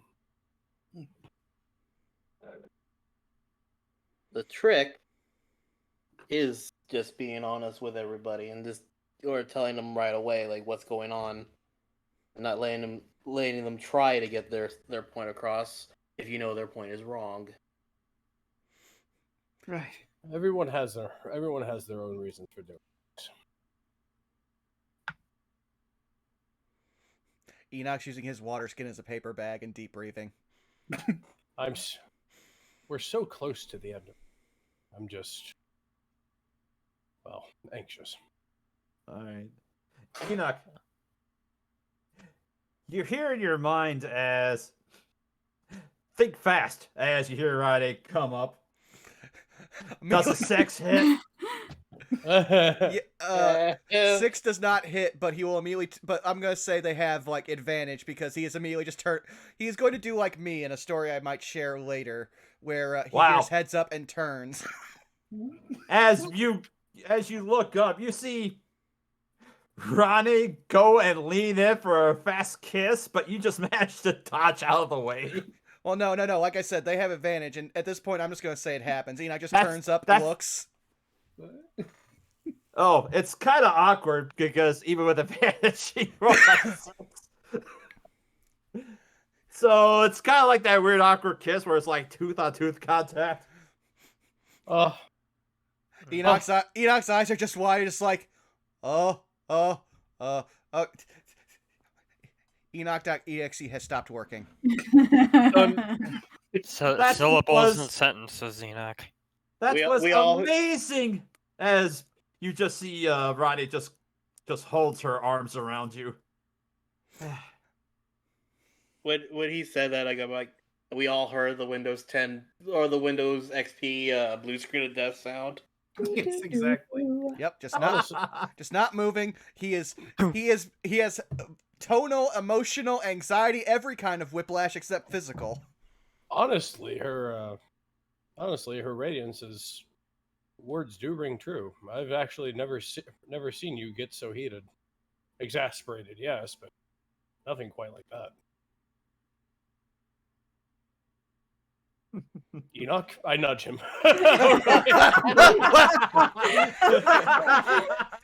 At that point, Enoch literally comes back out of it, and he's like, what'd you say? What? As Ronnie just kind of looks up, just locks eyes with you. Oh, he was just admiring just how fiery and tenacious you were in that assembly, and you just kind of see as she kind of takes her hand and kind of does that like finger walk from like the outside of her shoulder towards your neck. Enoch's just gonna stand up. Yep. Thank you. Yeah, we'll. You're not getting away. You cannot flee. Yep. Enoch is doing very much like me whenever I am flustered, and he is gesturing with his hands, trying to say something, and it's just like, you know what? I need a drink. Guys, you want to go to a bar? Let's go to a bar. Yes, let's celebrate our astounding victory. As at this point, kind of coming into the side chamber, you actually see Wakanga kind of file in, as well as Ikene Alpha and Jobal, as the 3 of the trade princes actually make their way towards you. As Ikene Alpha and Jobal just kind of go and they just kind of nod towards you. forgive my reservations earlier, but honestly, we could use a little bit of a shake-up here. You drove a very convincing argument about the possibility of getting more of the rewards and juggles of the jungle's bounty, but and Kenny Alpha just kind of looks in. It's not going to be easy, but we'll see what we can do in order to aid your effort at least. I, for one, am on board, as well as Janthi. I may Well, be, yep. Let's say, if I may be honest, Your Majesties, I got a little heated in there because I know what the right answer is, and I take it that you all agree with me on that. So for that, I do apologize. But the words I said were not any less true. I commend you, Mr. Zeno, in that regard. But I feel that your friends also led equal parts to the conversation that needed to be had. As Akane Alpha and Jabal look over towards Enoch, Tyrant Bane, and Dan.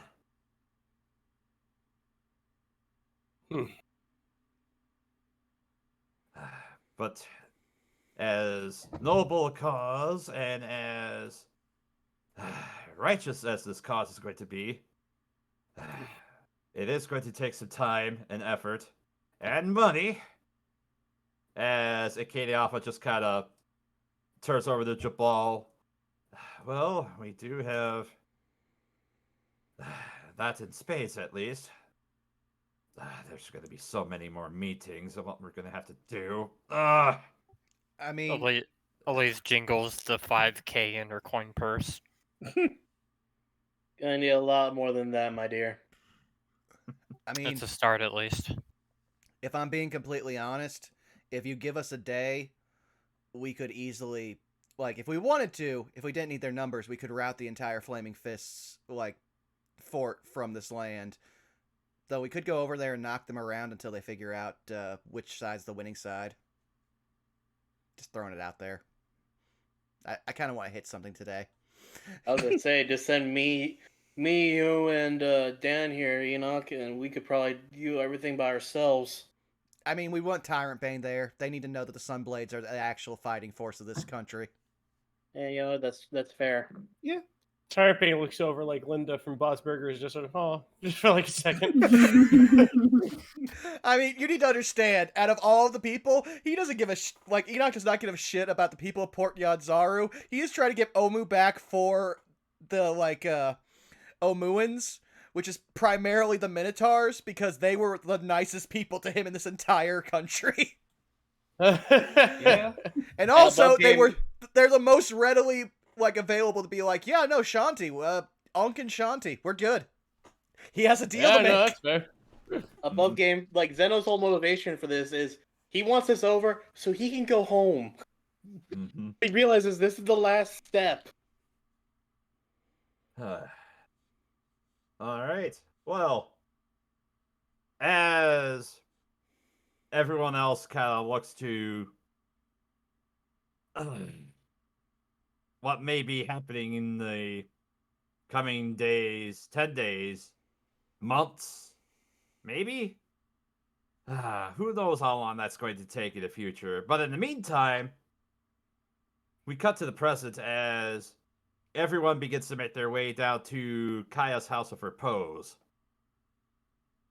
You are all treated to a round of drinks as you're beginning to settle down, drink your ales, eat your hearty feasts, which are on the house. And as we go and ponder what the future may hold in store for the expeditionaries, that is where we're going to call this chapter of Chult Personality. Hey. Woohoo! I'll just say it now. So, for those watching both here and in the future on YouTube, just because of current scheduling issues, we're going to be putting Chult Personality on a tentative hiatus. We don't know what we're going to do moving forward, though there have been some possible ideas for some campaigns that might run on the side with this group. But just keep posted, and we'll try to be as transparent as possible when this might be coming back. But it also lets a lot of us rest our mental faculties as well as pursue some other projects. So just keep an eye out and know that we want to thank everyone who's stuck with us, because I have actually made several friends who, it turns out, Chult Personality is how they found us, and it's the favorite of the mini games that we run on this channel. Aw. Yeah. Oh, Yeah, that's fucking. Oh, that's fucking. That is fun. amazing. Yes, I for me want to to give hear. I want to give a shout out to someone who a lot of you might find very happy, which would be Tix Dixel. Who, Yes. Yes, they actually let me know when we became friends. I was just like, oh, you actually watched Chult Personality? Okay, well, thank you.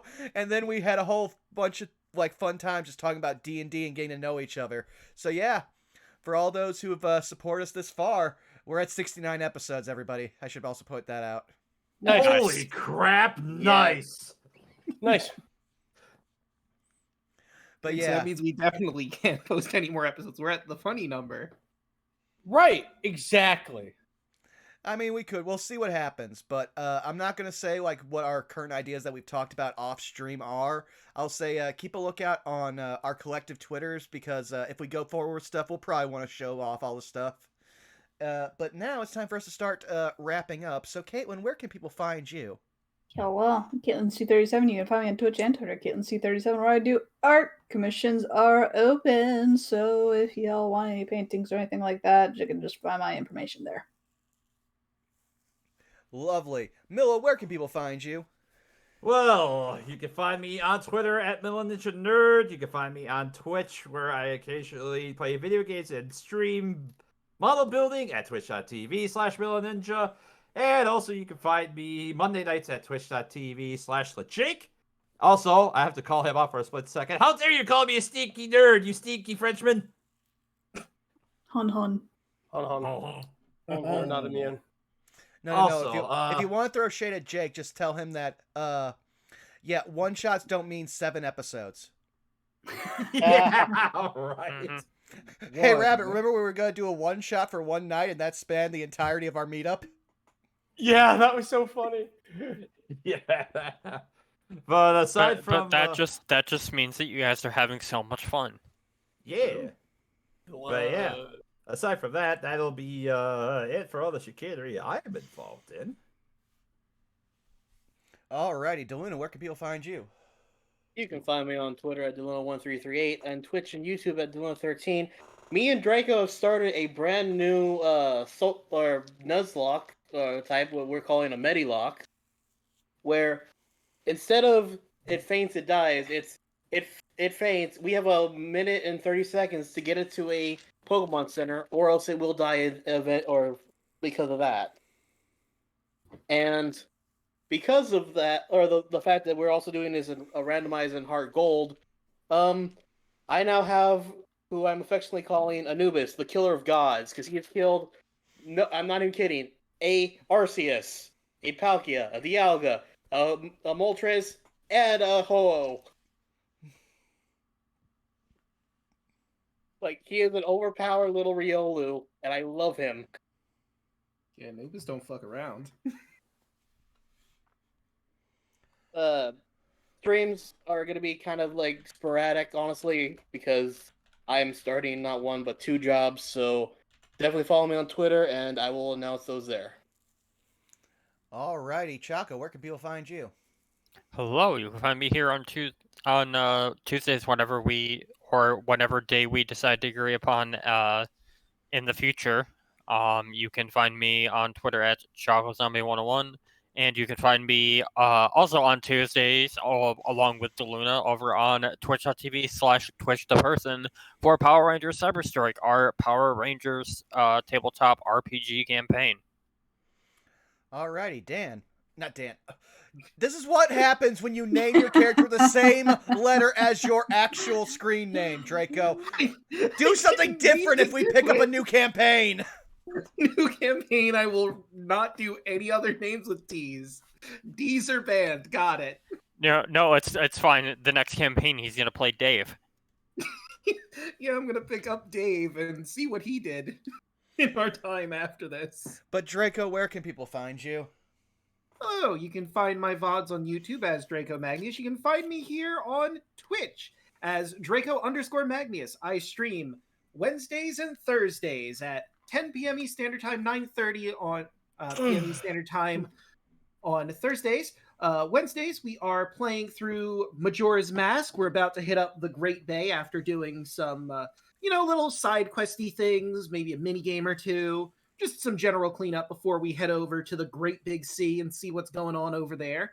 On Thursdays, you can catch Odyssey, A Rhapsody of Fire, my D&D campaign IDM, where our heroes Immortal Samachia have managed to get the weapons of the first Dragon Lord, and now the last thing they have to do is they need to get the Ultros, a legendary ship, so that they can set out to the sea to grow stronger and find the tools they need to defeat the Titans. But first, they have a 9-day trip across the plains of the Heartlands to get to where that ship might be. Tune in to see how that turns out for them. Alrighty. Rabbit, where can people find you? Hey, you can find me on Twitch, Twitter, and YouTube at Hey Mr. Rabbit. I stream Monday, Tuesday, Thursday, and Friday, where I am a variety streamer who streams horror games, retro games, and RPGs. I'm doing a donathon on Thursday because I'm not Thursday. I'm doing a donathon on Wednesday, a little special stream on Wednesday because to quote my favorite character, Hop Hop, we really need this. If I may share something that'll make you that might lift your spirits a little. So we celebrated my dad's birthday a little early on Easter because all the family was in town. And he shared with me something that my grandfather, who I never got to actually meet, actually used to say about gifts. And he's just like, Cash, it's always the perfect color and just the right size. Yes, it is. My granddad always called it the original coupon. Exactly. But yes, show Rabbit some love. He puts in so much more work than he will ever admit. And it's true. I hate admitting things. We have been blessed by having you here, Rabbit. Like, you're one of my favorite people to actually play tabletop with ever since that game with, Jake, where you were running one of, my very early subclass builds, and, seeing you enjoy Paladin for the first time is one of my happiest moments playing D&D. Oh, it's so good! Smite's fucking clown shoes, Besides, who did the killing blow to a Sirak? You did.